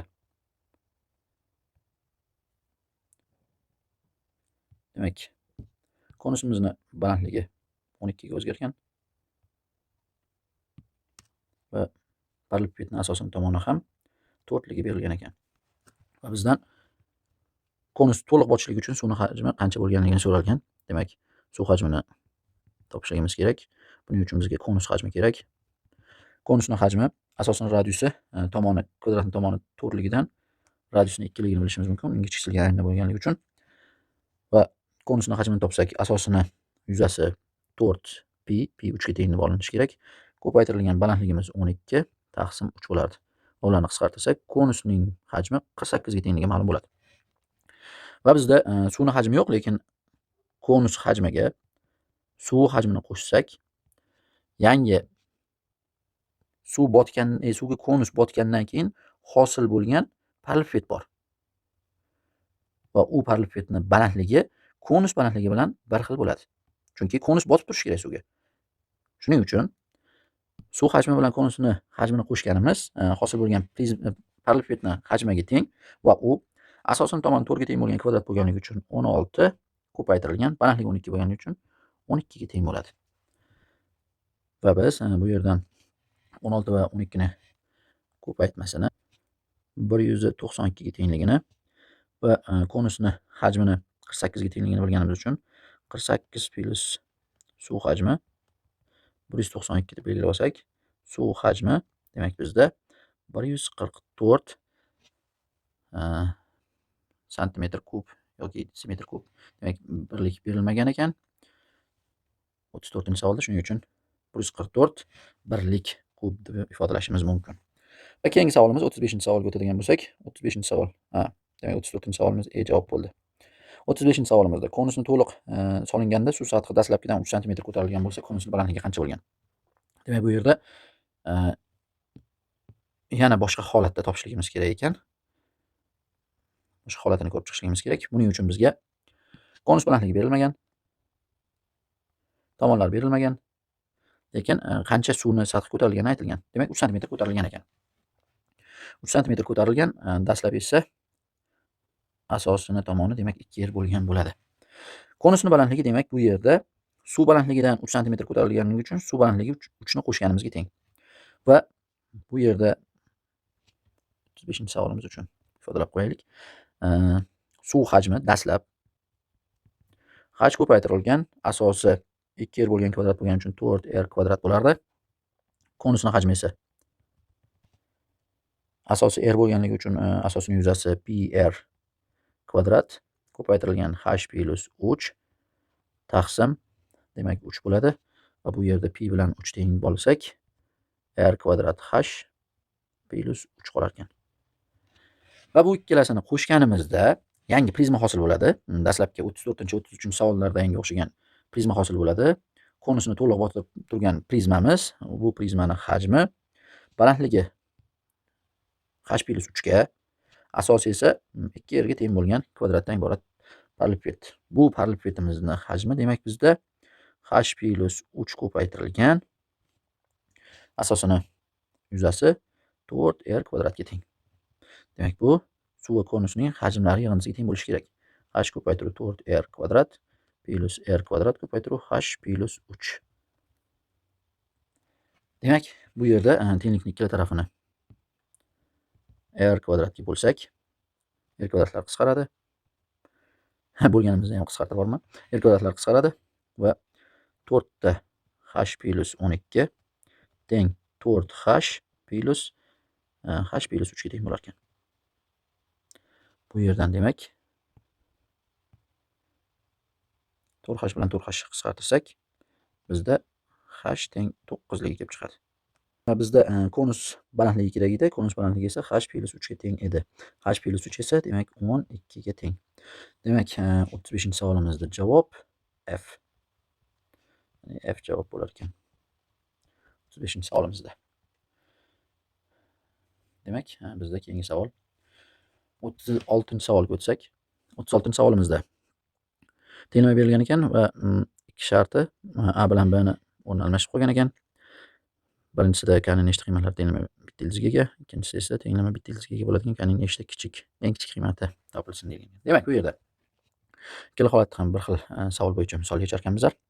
Shuning uchun birinchi tenglamani qaysi qismiga e'tibor beramiz? Avvalambor tenglama berilgan doim aniqlansa yozib olishimiz kerak. Shuning uchun x plus 2 teng emas 0 ga, x plus 1 teng emas 0 ga deb yozib olsak, demak x teng bo'lmasligi kerak minus 2 ga, x teng bo'lmasligi kerak minus 1 ga. Bu aniqlanish sohasi bo'lsa, demak misolda tenglama yechimga ega bo'lmasligi uchun bu qanaqa tenglama bo'ladi o'zi? Shu tenglamani topib olishimiz kerak. Uning uchun proporsiya ishlatamiz. Proporsiyani ishlatadigan bo'lsak, uning uchun tenglikning ikkala tomonini x plus 2 va x plus 1 ni ko'paytirib olishimiz kerak ekan. Chunki bizlar mahrajini 0 ga teng emas deb yozib oldik. Ko'paytirib olsak 4x plus k ko'paytirilgan x plus 1 teng 2 ko'paytiruv x kvadrat plus 3x plus 1 yo 2 bo'lar ekan, uzr. Bu yerda 2 bo'lar ekan. Ayrilgan 3x plus k ko'paytirilgan x plus 2 bo'lar ekan. Va qavslarni ochsak 4x kvadrat plus 4x plus k x plus k teng 2x kvadrat plus 6x plus 4 minus 3x kvadrat minus 6x minus kx va minus 2k bo'lar ekan. Bu yerda kvadrat tenglamani hosil qilib olsak, barchasini tenglikni bir tarafiga o'qitsak, bu yerda minus x kvadrat bo'lar ekan. 4x kvadratimiz 5x kvadrat 4x kx 6x lar yeyishganda bu yerda faqat kx bo'lar ekan va bu tarafga o'qitsak 4 plus 2k x bo'lar ekan. Va plus ozod hadlarimiz 2k bilan k 3k 4 bilan minus 4 teng 0 bo'lar ekan. Hosil bo'lgan kvadrat tenglamamizda demak yagona yechimlik uchun tenglamani ildizlarida qanaqa holatlar bo'lishi kerak? Kvadrat tenglama o'zi aslida 0 ga teng bo'lishligi uchun kvadrat tenglama berilganda o'zi bizda kvadrat tenglamani ildizi yagona yechimga ega bo'lishligi uchun kvadrat tenglamani faqatgina diskriminantini 0 ga tenglardik. Lekin bu yerda ikkita holat hosil bo'ladi. Birinchi holatimizda agar diskriminant 0 bo'lsa degan holat bo'ladi yagona yechim. Lekin bizda ikkinchi holat ham bor. Ikkinchi holatimiz qanaqa? Diskriminant 0 dan katta bo'lib, ikkita ildiz chiqsa, lekin bu ikkita ildizlarimizni birortasi bu yerda berilgan x teng minus 2 yoki x teng minus 1 larni qanoatlantirib qo'ysa, ildizlarimiz soni kamayadi. Ya'ni ikkita emas, bittaga to'g'ri kelib qolishligi mumkin. Ya'ni aniqlanish sohasi qo'shilgan paytda, demak bizda ildizlarni soni ham o'zgarishligi mumkin. Shuning uchun biz ikki holatni ko'rib chiqamiz. Birinchi holatimizda diskriminant 0 bo'lganda yagona yechimlik uchun k nimaga teng bo'lishligi kerak? Shuni ko'rib chiqamiz. Diskriminant 0 ga teng deganda demak bizda 4 plus 2k ning kvadrati minusda 4 ko'paytirilgan 5 ko'paytiruv 3k minus 4 0 ga teng. Va bu 16 plus demak 8 16k plus 4k kvadrat minusda 60k plus 80 teng 0 bo'lar ekan. Va bu yerda 4k kvadrat minusda 44k plus 96 teng 0. 4 ga qisqartirsak k kvadrat minus 11k plus 24 teng 0. Bu kvadrat tenglamamiz ildizlari ko'paytmasi 24 yalnız 11 ligidan 3 va 8 ligini bilishimiz mumkin tenglamani ildizlarini. Demak k bizda 8 va 3 bo'lishligi mumkin ekan. Birinchi holatimizga ko'ra. Endi ikkinchi holatni tekshirib ko'ramiz. Nima uchun ikkinchi holatni tekshirib ko'ramiz? Chunki bizda diskriminant 0 dan katta bo'lganda agar ikkita ildiz chiqsa, mana misol uchun ikkita ildiz bittasi 3, bittasi minus 1 chiqsa, biz minus 1 ola olmaymiz, chunki shart qo'yganmiz aniqlanish sohasiga ko'ra. Buni ola olmaganimizdan keyin tenglamaning ildizi yagona bo'lib qoladi. Yagona bo'ladi. Ya'ni bitta ildiz bo'lib qoladi. Shuning uchun biz diskriminant 0 dan katta bo'lib, ikkita ildiz chiqishini, lekin u ikkita ildizlarning bittasi minus 1 yoki minus 2 bo'lgan paytda ildizlar yagona ekanligini ham ko'rib chiqishligimiz kerak. Buni qanday ko'rib chiqamiz? Birinchi tenglamaning ildizi minus 1 bo'lsa deb ishlab ko'ramiz. Uning uchun minus 1 ni qo'ysak, demak 5 ko'paytirilgan minus 1 kvadrati 1 ayrilgan, chunki minus 1 ga ko'paytirsak 4 minus 2k bo'lar ekan va qo'shilgan 3k minus 4 0 ga teng bo'lishligi kerak. Biz tenglamani ildizi x teng minus 1 deb o'ylagan vaqtimizda. Va bu tenglamani yechsak, bu yerda k teng 3 bo'lar ekan. Va o'z-o'zidan k 3 ga teng bo'lgan paytda tenglamamiz yagona yechimga ega bo'ladi deb qarashimiz mumkin. Lekin bizda bir muammo bor. Birinchi holatimizga ko'ra k agar 3 ga teng bo'lsa, u yagona o'zi bitta yechim chiqardi. O'sha bitta yechim ham -1 ekan, demak 3 ga teng bo'lishligini olishimiz ham mumkin emas ekan. Ikkinchi holatimizda tenglamani ikkinchi yechimi agar -2 bo'lsa, -2 bo'ladigan bo'lsa, biz ikkita yechimdan bittasini ola olmaymiz. Shuning uchun -2 ni ham tekshirib ko'ramiz. Qo'yib ko'rsak, -2 ni tenglamani ildizini o'rniga qo'yib ko'rsak, bu yerga qo'ysak, demak 5 ko'paytirilgan -2 ni kvadrati 4 ayrilgan 2 ko'paytiruv 4 plus 2k plus 3k minus 4 teng 0 bo'lar ekan. Va bu yerda 20 minus 8 minus 4x plus 3x bilan minus k minus 4 teng 0 bo'lar ekan. Va bu yerda k teng 8 bo'lar ekan. Demak, ikkinchi holatimiz ham xuddi shu holat bilan bir xil bo'ldi. Ya'ni ikkinchi holatimizda agar k 8 bo'lsa, bizda chiqayotgan ildiz dastlabki holatimizda bitta ildiz chiqardi. U ildizimiz x minus 2 degan ildiz bo'lar ekan va biz uni olishimiz mumkin emas. Chunki shartning boshida x minus 2 bo'lmasin deb yozganmiz. Demak, 8 ham bizni qanoatlantira olmaydi. K ni 8 ga teng bo'lgan holat ham to'g'ri kelmaydi. Demak, ikki holatimizga ko'ra k ning biror bir holatlarida tenglama yagona yechimga ega emas. Shuning uchun k ning 0 ta qiymatida deymiz, tenglama bitta yechimga ega bo'ladi. Ya'ni hech qanday holatda. Ikkinchi savolimizda tenglama bitta ildizga ega bo'ladigan k ning eng kichik qiymatini toping. Bunday qiymat mavjud emas. Demak, bunday qiymat mavjud emas deb yozamiz. Keyingi savolga o'tsak, 37-savolimiz.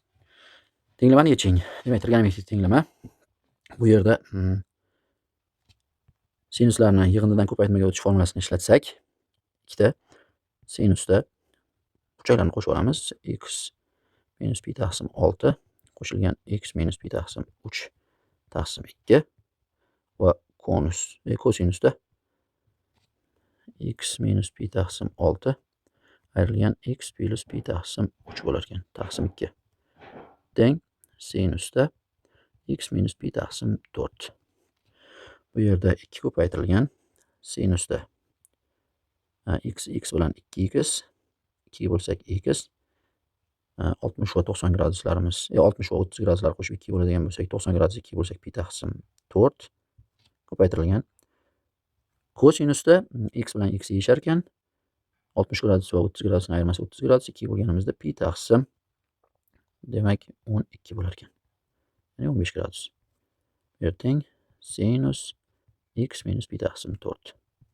Va tenglikning ikkala tarafida sinus x minus pi taqsim 4 bor. Tenglikni bir tarafiga o'tkazib qavsini tashqariga olib chiqsak, sinus x minus pi taqsim 4 va 2 ko'paytiruv kosinus pi taqsim 12 ayrilgan 1 teng 0 bo'lishi kerak ekan.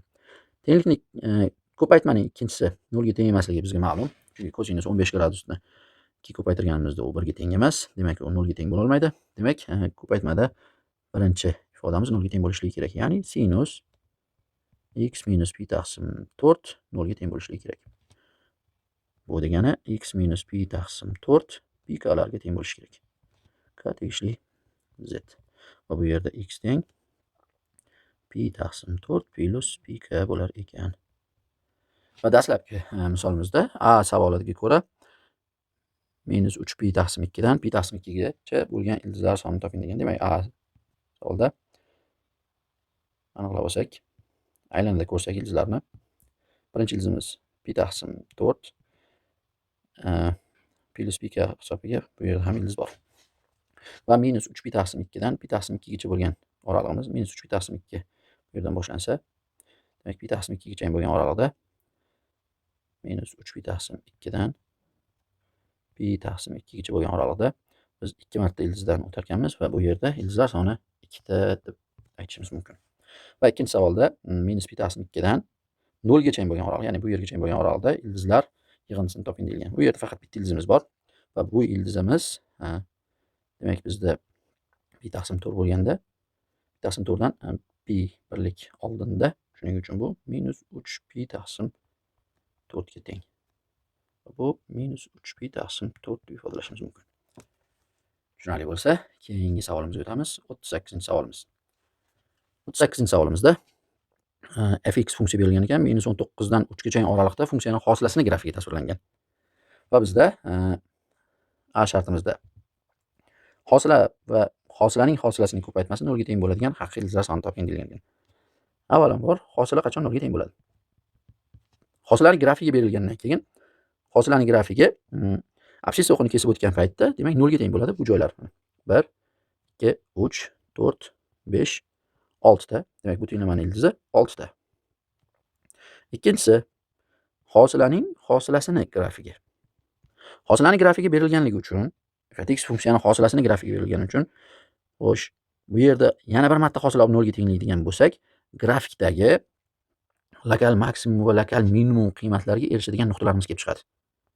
Ular 1 2 3 4 5 6 7 8 9 10 11 12 13 ekan. Demak bu ildizlari 13 ta. Va umumiy ko'paytmani 0 ga teng qiladigan ildizlarimiz birinchisida 6 ta, ikkinchisida 13 ta, umumiy 19 ta ildiz bor ekan. Va B shartiga o'tsak, fx funksiyaning nechta lokal maksimum nuqtasi bor? Lokal maksimum degani funksiyaning hosilasi 0 ga teng bo'ladigan, ammo 0 ga teng bo'lganda ham shunchaki 0 ga teng bo'lishi emas. Hosilamiz musbatdan manfiyga o'tayotgan paytda 0 ga teng bo'lgani kerak. Chunki hosila musbat bo'lgan paytda funksiyamiz o'sayotgan, manfiy bo'lganda kamayayotgan bo'ladi. Ya'ni o'sishdan kamayishga o'tadigan qiymat kerak. Ya'ni lokal maksimum deganda avval o'sadi, keyin kamayadi. Shu nuqtamiz lokal maksimum edi. Buning uchun biz hosilani qaysi yerda maksimum, qayerda musbat, qayerda manfiyligini bilishimiz kerak. Hosilaning grafigi berilganligi uchun absissaning yuqori qismida musbat, ya'ni bu yerlarda musbat, pastki qismida manfiy bo'ladi. Demak, funksiyani lokal maksimum nuqtasi hosila 0 ga teng bo'lgan joy, ya'ni hosilaning grafikidagi absissani kesib o'tayotgan nuqtalar 0 bo'ladigan joyi, lekin uni musbatdan manfiyga o'tayotgan joy, ya'ni mana bu yer, bu qismi va bu qismida lokal maksimumga erishadi. Demak, ildizlar soni 3 ta aytishimiz mumkin. Keyingi misolimiz 39-misolimizda rasmda fx funksiyani grafiki tasvirlangan, bo'yalgan soha yuzasi 5/3 ga teng bo'lsa, B shartdagi savollarni topishligimiz kerak ekan. Demak, birinchi o'rinda bo'yalgan sohaning yuzasi 5/3 ga tengligini ifodalab olamiz. Bu kvadrat bo'lganligi uchun buni yuzasi 1 ga teng. Buni yuzasini S1 deb ifodalab olsak. Hozir bu yerda S1imiz fx funksiyani 1 dan 2 gacha bo'lgan boshlang'ichini ifodalab beradi. Va bu yerda 2 dan 2 gacha bo'lgan yuza olganimiz uchun bu kvadrat bo'ladi va tomoni 2 ga teng bu kvadratimizda. Va bu yerdan S1 1 va 5/3 ning yig'indisi kvadratning yuzasi 4 ga tengligini topishligimiz va S1 ni 4/3 ga tengligini ifodalab olishimiz mumkin. Bundan kelib chiqib, yuqoridagi boshlang'ichimiz fx funksiyaning boshlang'ichi katta fx funksiya bo'lsa, demak aytishimiz mumkin 4/3 teng bo'lar ekan f2 ayrilgan f1 ga. Va bizga A shartda nima berilgan? A shartda s deyilgan 3 dan 6 gacha fx/3 funksiyadan boshlang'ich olishimiz kerak ekan. Bu kichkina fx funksiyamiz boshlang'ich katta fx funksiya bo'lganligi uchun fx/3 funksiyamizda fx/3 taqsim 1/3 bo'ladi. Chunki x/3 murakkab funksiya, uni hosilasiga bo'lishligimiz kerak. Bu 1/3 bo'ladi. Va bunga biz 6 yu 3 qiymatlaridagi farqini topishligimiz kerak. 3 yuqoriga ko'payib chiqqanligi uchun 3 ta f 6 ni qo'ysak x ni o'rniga 2 dan ayiramiz 3 ta f 3 ni qo'ysak 3/3 bu 1 ga teng bo'ladi va bu 3 ta f2 minus f1 ni bildiradi. Bizda f2 minus f1 4/3 ga tengligini bilardik. Bu qiymatni shuning uchun yuzamiz s, yuza emas s ekan, s teng bo'lar ekan 3 ta 4/3 ga. Va uchlar qisqarganligi uchun u 4 ga tengligini bildik. Demak, A savol sharti ko'ra javob 4 ga teng. Ikkinchisida, ya'ni B savolda S ning 4-si, ya'ni 4 ning 4-si ayrilgan 2 ta 4 ning kvadrati plus 5 ni hisoblashligimiz kerak ekan.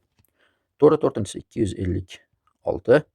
Undan 4 ning kvadratiga 2, ya'ni 32 ni ayirib, unga 5 ni qo'shsak, 256 dan 32 ni ayirsak 224, 5 ni qo'shsak, demak 229 ga teng bo'lar ekan. Tushunarli bo'lsa, keyingi savolga o'tamiz. Keyingi savolimiz 40-savol. 40-savolimizda muntazam 8 burchak berilgan. AE diagonal BH diagonal bilan M nuqtada kesishadi va bo'yalgan soha yuzlarining yig'indisi 10 ga teng bo'lsa, AE diagonal uzunligini topishimiz kerak ekan. Dastlab bu yerda 8 burchakligidan foydalanamiz va 8 burchakda qanaqa xossalarimiz bor. 8 burchakda har bir ichki burchaklari 135 gradusdan bo'lishligi kerak. Demak, bu ham 135 gradus. Va bu tomon diagonalga parallel bo'ladi. Bundan kelib chiqib, bu burchagimiz 45 gradus. Chunki 135 va 45 gradusli burchaklar ichki bir tomonlamali burchaklar. Va ularning yig'indisi 180 gradus bo'lishligi kerak. Demak, bu ham 145 gradus. Endi bizda demak eng katta AE diagonalimiz bisektrisa vazifasini ham bajargandan foydalanib, tomonlar AA bo'lsa, bu bisektrisa teng yonli uchburchakda bisektrisa bo'lganligi uchun ham balandlik ham bo'la oladi va median ham bo'la oladi. Shundan foydalanib, bu S1 bo'lsa yuza AMH uchburchakning yuzasi, AMB uchburchakning yuzasi ham S1 bo'ladi. Chunki mediana yuzani teng 2 ga ajratadi. Shunga ko'ra, yuzalar S1 S1 dan bo'lsa, BEM uchburchakning yuzi S2 bo'lsa, S1 va S2 ning yig'indisi 10 ga tengligidan biz bu yerda hosil bo'lgan SAEB uchburchakning yuzini ham 10 ga tengligini aytishimiz mumkin. Va bu uchburchagimiz to'g'ri uchburchakligini bilishimiz mumkin. Qayerdan bilamiz? Umumiy 135 gradusli burchakni 45 gradusdan qolgan qismi demak 90 gradus bo'ladi. Shuning uchun bu uchburchak to'g'ri burchakli uchburchak. Va uni bir kateti aligini bilamiz. Ikkinchi kateti topsak, ikkinchi katetimiz qanday topiladi? Trapetsiyada balandliklar tushirib olsak, tengyonli trapetsiya tomon A bo'lgandan keyin 45 gradus qarshisidagi katet gipotenuzadan ildiz 2 marta kichkina. Demak, mana bu qismimiz ham A taqsim ildiz 2 ga teng. O'z-o'zidan bu yer ham A taqsim ildiz 2 ga teng bo'ladi. Bu tomon A bo'lganligi uchun orada qolgan qismi A ga teng. Demak, to'g'ri burchakli uchburchagimizni, ya'ni AEB ning yuzasi bir kateti A ni, ikkinchi kateti A plus 2 A ildiz 2 bo'ladigan bo'lsa, A taqsim ildiz 2 bo'lsa, ko'paytirib 2 ga bo'lganimizga teng va u 10 ga teng ekan. Bu yerda A ni qasddan tashqariga olib chiqib 2 ni 10 tarafga ko'paytirsak, A kvadrat ko'paytiruv 1 plus ildiz 2 teng 20 ekanligi kelib chiqadi. Va biz bu yerda 1 plus ildiz 2 dan qutulish uchun ikkala tomonni ildiz 2 minus 1 ga ko'paytirib olsak, demak bizda A kvadrat ildiz 2 minus 1 1 plus ildiz 2 ko'paytirganimizda 2 minus 1 kara 20 ildiz 2 minus 1 paydo bo'ladi. Bu 1. Demak, qisqartirib olsak bo'ladi. To'g'ri, ko'paytmasi 1 bo'ladi. Va bu yerdan A kvadratni 20 ildiz 2 minus 1 ga tengligini topdik. Xo'sh, bizga AE diagonal kerak edi. AE diagonalimiz bu to'g'ri burchakli uchburchakni, hozir yuzasini topgan to'g'ri burchakli uchburchakni gipotenuzasi edi. Uni T deb belgilab olsak, bu A, bu yeri esa boya ifodalaganimiz trapetsiyaning katta asosi bo'yicha A ko'paytiruv 1 plus ildiz 2 edi. Demak, T ning kvadrati teng bo'ladi. Katetlarning kvadratlari yig'indisi, ya'ni A kvadrat plus A kvadrat kara 3 plus 2 ildiz 2 ga teng bo'lar ekan. Demak, T kvadrat teng A kvadrat ko'paytirilgan 4 plus 2 ildiz 2 ga. A kvadratning qiymatini bilamiz. Shuning uchun uni olib kelib qo'ysak, T kvadrat teng bo'ladi 20 ko'paytirilgan ildiz 2 minus 1 va bu yerdan 2 ildiz 2 ni qasddan tashqariga olib chiqsak, 2 ildiz 2 ko'paytiruv ildiz 2 plus 1 bo'lar ekan. Va ikkita qavslarni, ikkinchi va to'rtinchi qavslarni ko'paytirsak, bu yerda T kvadrat teng 40 ildiz 2 ko'paytiruv kvadratlar ayirmasi bo'lib 2 minus 1 bo'lar ekan.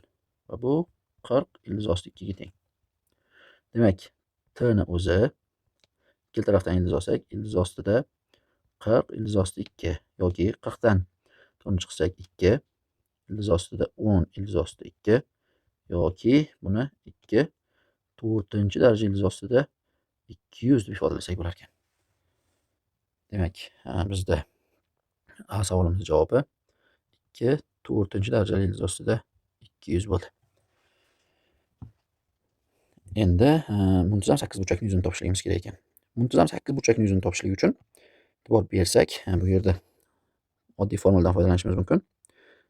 98 burchakni asosiga parallel bo'lgan diagonallar o'tqizilganda ikkita trapetsiya, mana ikkita trapetsiya va bitta to'g'ri burchakka ajratildi. Bu to'g'ri to'rtburchakning yuzasi S deb ifodalansa, ikkita trapetsiyaning yuzasi shu S ning yarmiga teng bo'lardi. Shunga ko'ra, demak biz to'rtburchakning yuzasini bila olamiz. Bu qismini yuzasi 10 ga teng, bu qismning yuzasi ham 10 ga teng. Demak, trapetsiyalar yuzasi ham 10 ga teng. Shundan foydalanib aytishimiz mumkin. 8 burchakning yuzasi 4 ta 10 ga teng bo'ladi, ya'ni 40 ga. Demak, keyingi savolga o'tsak, keyingi savolimiz 40-savol.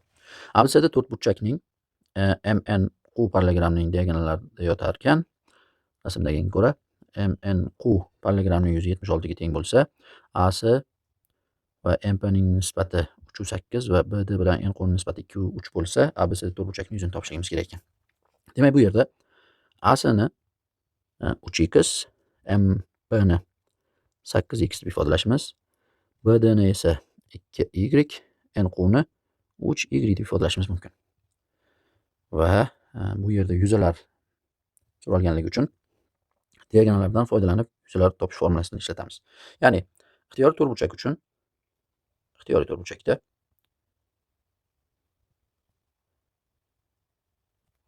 diagonallari D1 va D2 bo'lsa, orasidagi burchak alfa bo'lsa, to'rtburchakning yuzasi D1 ko'paytiruv D2, ya'ni diagonallar ko'paytmasi va orasidagi burchak sinusini ko'paytmasining yarmiga teng edi. Shu formulaga ko'ra dastlab M NP Q to'rtburchakning yuzi, ya'ni 76 ni bizlar ifodalashimiz mumkin ekan. MP 8x ga teng edi. Mana MP 8x ga teng. 8x va x edi. 8x ko'paytirilgan ikkinchi diagonali NQ bizda 3y va orasidagi burchak sinus alfa taqsim 2 ga teng edi. Ikkinchi A B C D to'rtburchakning yuzasini topsak, uni diagonallari mana bu to'rtburchagimiz diagonallari AC bilan BD edi. AC 3x, BD 2y edi. Shunga ko'ra u yuzamiz bizda 3x ko'paytirilgan 2y ko'paytiruv ular orasidagi burchak sinus alfa taqsim 2 ga teng. Va bu joydan biz x ni, y ni, sinus alfani bilmaganligimiz uchun nisbat olsak ular yechib ketadi. Ya'ni bu yerda 76 taqsim ABCD to'rtburchak yuzasi teng bo'ladi. Nisbat olganimizda x bilan x, y bilan y, 3 bilan 3, maxrajdagi ikkilar, sinus alfalar yeyishsa 8 bilan 2 ni ham yeyishtirib olsak to'g'ri qolar ekan.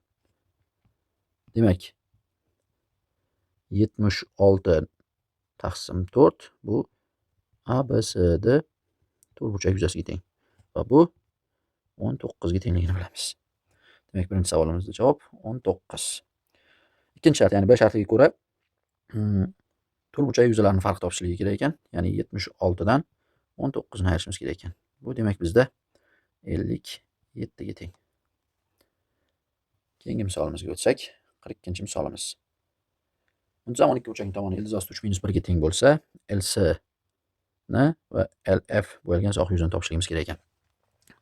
Dastlab bu yerda biz 12 burchakka tashqi aylanma chizganda burchaklarni topib olishimiz mumkin. Tashqi aylanma chizganimizda oddiy qoida hosil bo'ladi. Ya'ni muntazam bo'lganligi uchun tomonlar teng bo'lganligidan tashqi chizilgan aylanada bir xil yoylar tortib turadi. Ya'ni vatar hosil qilib, ular barchasi bir xil yoyga teng uzunlikdagi, teng gradusli bo'lgan yoylarga tiraladi. Shuning uchun aytishimiz mumkin, 12 burchagimiz 12 ta teng yoy ajratadi va har bir yoyi demak 360 gradus bo'lganligi uchun 30 gradusdan bo'lib qoladi. Aynan 360 gradus, 12 ta teng yoyimiz demak 30 gradus yoylarga tiraladi. 30 gradus yoylarga tiralganligi uchun demak bu yerda AC yoyimiz ikkita 30 gradus yoydan tashkil topgani uchun 60 gradus, demak mana bu ichki burchak 30 gradusga teng bo'ladi. Demak bu ham 30 gradus. Va bu demak 30 gradusli yoy bo'lganligi uchun 15 gradus bo'ladi. Va bu 90 gradus bo'lib qoladi. Chunki bu Tashqi signalarning diametriga tiralgan 90 gradus bo'lar ekan. Endi biz 12 burchakning tomonini a deb ifodalab olamiz, chunki u ildiz osti 3 - 1, ya'ni irratsional ekan. Shuning uchun a deb belgilab tursak, u a bo'lsa, bu ham a, bu ham a. Balandlik tushirsak, 30 gradus qarshisidagi katet gipotenuzidan 2 marta kichikligidan a taqsim 2. Bu burchak 60 gradus bo'lganligi uchun 60 gradus qarshisidagi mana bu katetimiz 30 gradus qarshisidagi katetdan ildiz osti 3 marta kattaligidan ildiz osti 3 ta a taqsim 2 va bu holat ham xuddi shunday. A ildiz osti 3 taqsim 2, bu yer esa a bo'ladi. Demak, LSN uzunligi a qo'shilgan 2 ta a ildiz osti 3 taqsim 2 bo'lar ekan. Ikkilarni qisqartirsak, demak bu a ko'paytiruv ildiz osti 3 + 1 ga teng degani. A esa bizga berilgan ildiz osti 3 - 1 ko'paytiruv ildiz osti 3 + 1 va bu teng bo'ladi, demak kvadratlar ayirmasiga ko'ra 3 - 1 va bu 2 ga teng bo'lar ekan. Demak bizda LS diagonalimiz uzunligi 2 ga teng. Endi esa yuzani topishimiz kerak. B shartga ko'ra bo'yalgan soha yuzasini topamiz. Uning uchun bu tomonni yana a deb belgilab olamiz. Bu esa b ga teng bo'lsin. To'g'ri burchakli uchburchagimizda katetlari a va b ni ko'paytirib, uni 2 ga bo'lsak, yuza kelib chiqardi. Lekin bizda a tomon bor, b tomon yo'q. Buni qanday topamiz desa, 15 gradusga ko'ra, ya'ni burchakka ko'ra biz tangens 15 gradus topib olishimiz mumkin. Tangens 15 gradusimiz a katetning b katetga nisbati va bu tangens 15 gradus deganda tangens 45 gradus minus 30 gradusdan foydalanishingiz mumkin. Shunda bu 1 minus tangens 30 gradusda 1 taqsim ildiz osti 3 taqsim 1 plus 1 taqsim ildiz osti 3 yoki bu ratsionadan qutqarsak ildiz osti 3 minus 1 taqsim ildiz osti 3 plus 1 ga teng ekan. Va bu a taqsim b ildiz osti 3 minus 1 taqsim ildiz osti 3 plus 1 ligidan va a ni qiymatini ildiz osti 3 minus 1 ligini bilganimiz uchun b ni topib olishimiz mumkin. Demak, bu qiymatlar tengligidan yig'ishtirsak, bu qiymat b ga tengligini bilib olishimiz mumkin. Demak, b teng ekan ildiz osti 3 plus 1 ga. Va yuzani topsak, a ildiz osti 3 minus 1 ga teng, b ildiz osti 3 plus 1 ga teng va ularning ko'paytmasini 2 ga bo'lsak, bu 3 minus 1 taqsim 2 yoki 1 ga teng bo'lib chiqar ekan. Demak, bo'yalgan soha yuzasi 1 ga teng ekan. Tushunarli bo'lsa, keyingi savolga o'tamiz. 43-misolimiz. 43-misolimizda parabola shaklidagi suv qudug'i ko'rsatilgan ekan va bu yerda a nuqtaning koordinatasi 8 u y, b nuqtaning koordinatasi esa 12 u 0, c nuqtaning koordinatasi minus 12 u 0, parabolaning uchi 0 u minus 18 bo'lsa deyilgan ekan. Y ni qiymatini topishimiz kerak. Demak, biz bu yerda parabola chizib olamiz. Parabolamiz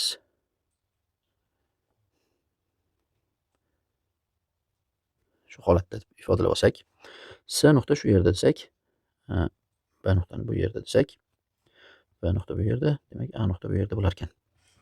Va bizda aytilgan c nuqtaning koordinatasi minus 12 u 0, shuning uchun bu minus 12, b nuqtaning koordinatasi 12 edi, a nuqtaning koordinatasi 8 u y ekan.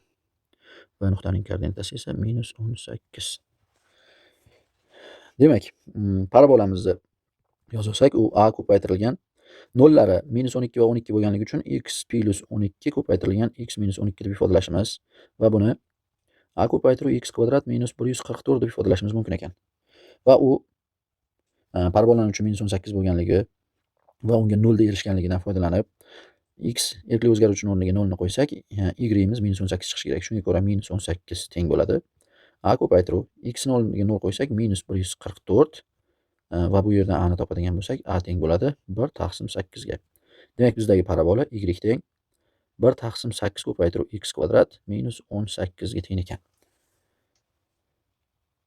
Xo'sh, bu yerda 8 ni qo'ysak y qiymat chiqar ekan. Funksiyaga 8 ni qo'yib y ni qiymatini topib olishimiz mumkin. Demak, y teng 8 ni qo'ysak 1 taqsim 8 ko'paytiruv 8 ni kvadrati 64 ayrilgan 18. Va 64 bilan 8 ni qisqartirsak 8 qoladi. 8 dan 18 ayirsak minus 10 ga teng ekan. Demak, y ning qiymati minus 10 ga teng. Va bizdan ikkinchi savolda, agar odam turgan joy 15 u 0 ga teng bo'lsa, odam va a nuqta orasidagi masofani toping. Demak, odam mana bu yerda turgan bo'lsa, 15 0 da turgan bo'lsa, A bilan shu nuqta orasidagi masofani topishligimiz kerak ekan. Bu yerda bu masofani topishlik uchun biz mana bu masofadan foydalanamiz. Va bu to'rtburchakli uchburchak. Bu yer uzunligi 10 ga teng edi. Bu qismining uzunligi esa 8 bilan 15 ning orasi 7 ga teng. Demak, odam bilan A nuqtaning orasidagi masofa gipotenuza bo'lib, u katetlari 10 va 7 ning kvadratlari yig'indisiga teng bo'ladi. Shuning uchun u ildiz ostida 100 plus 49, ya'ni ildiz ostida 149 ga teng. Demak, javob ildiz ostida 149 ekan.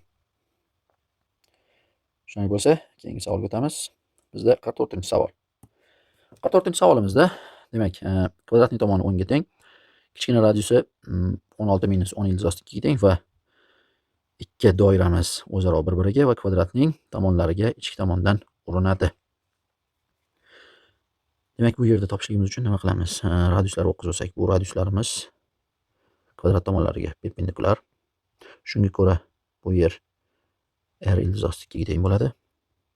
Bu yer ham r bo'lsa, bu ham r ildiz osti 2 ga teng.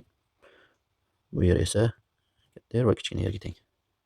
Va ularning umumiy yig'indisi, demak, mana bu qismimiz va bu qismimiz qo'shilganda kvadratning diagonaliga teng bo'lishi kerak. Kvadratning diagonali esa tomoni, ya'ni 10 dan ildiz osti 2 marta katta bo'lardi. U demak teng bo'ladi. R plus r ildiz osti 2 plus kichik r plus kichik r ildiz osti 2 ga. Demak, 10 ildiz osti 2 teng bo'ladi. R ko'paytirib 1 plus ildiz osti 2 plus r ko'paytirilgan 1 plus ildiz osti 2 ga. Va bu yerda 10 ildiz osti 2 teng r ko'paytirib 1 plus ildiz osti 2 plus kichik rimiz 16 minus 16 ildiz osti 2 10 ildiz osti 2 ekan, uzr. 10 ildiz osti 2 ko'paytirilgan 1 plus ildiz osti 2 ekan. Endi tenglikning ikkala tomonini ildiz osti 2 minus 1 ga ko'paytirib, soddalashtirish uchun ko'paytirib olsak, bu yerda 10 ildiz osti 2 ko'paytirib ildiz osti 2 minus 1. Tenglikning narigi tarafida mana bu ko'paytmalarimiz ildiz osti 2 minus 1 ga ko'paygan paytda 1 ga teng bo'lib qoladi. Ya'ni mana 1 plus ildiz osti 2 ni ildiz osti 2 minus 1 ga ko'paytirsak, bu kvadratlar ayirmasi bo'lib 2 minus 1, ya'ni 1 ga teng bo'ladi. Shunga ko'ra, bu yerda r plus 16 minus 10 ildiz osti 2 qolar ekan. Va tenglikni bu tarafdan qavsini ochib olsak, 20 minus 10 ildiz osti 2 teng r plus 16 minus 10 ildiz osti 2 bo'lar ekan. Tenglikning ikkala tarafidan 10 ildiz osti 2 ni qisqartirsak, demak, r teng 4 ekanligi kelib chiqadi. Demak, r teng 4.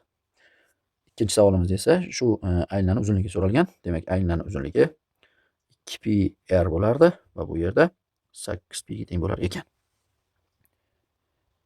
Va 45-savolimizga kelsak, 45-savolimizda rasmlardagi ikkita bir xil to'g'ri dumaloq silindr idishlarining bir taqsim 2 qismi, ya'ni yarmicha suyuqlik bor ekan. Agar suyuqlik idishning tagiga quyilgan bo'lsa, unda suyuqlikning chuqurligi 10 sm. Agar idish yon tomonda quyilgan bo'lsa, demak, unda suyuqlikning chuqurligi 20 sm bo'lar ekan. Shunga ko'ra, silindrning eng kamida qancha santimetr kub suv quyilsa to'lishini va idishda necha santimetr kub suyuqlik bor ekanligini topishligimiz kerak ekan. Bu yerda o'zi shartimizda barchasi santimetrda berilgan va so'ralayotgani ham santimetr kubda so'ralgan. Shuning uchun santimetr birlik bilan hisoblayveramiz va bu yerda e'tibor bersak, yarmi deyilganligi uchun demak, balandlikni ham yarmi bo'ladi. Balandligimizning yarmi 10 sm bo'lganligi uchun umumiy balandligimiz demak 20 sm ga teng. Bu yerda esa bu holatda ham yarmi deyilganligi uchun demak, radiusimiz 20 ga teng bo'ladi. Qolgan qismi ham 20 ga teng ekan. Endi bu yerda ikkala hajm o'zaro teng va silindrning hajmini topadigan bo'lsak, silindr hajmi suv hajmidan 2 barobar katta bo'ladi. Bu yerda demak, silindrning hajmi asosan radiusi 20 bo'lganligi uchun 400 pi asos yuzasi ko'paytirilgan balandligi 20, ya'ni 8000 pi ga teng bo'lar ekan. Demak, suv hajmi silindr hajmining yarmiga teng bo'lganligi uchun 4000 pi ga teng. Demak, quyilishi kerak bo'lgan suv ham 4000 pi bo'lishi kerak eng kamida. Idishdagi mavjud suyuqlik ham 4000 pi kubga teng ekan. Demak, bu yerda 4000 pi ham 4000 pi ga teng ekan. Shu bilan misollarimiz tugadi. Misollardagi va yechimlardagi kamchiliklar uchun uzr so'raymiz.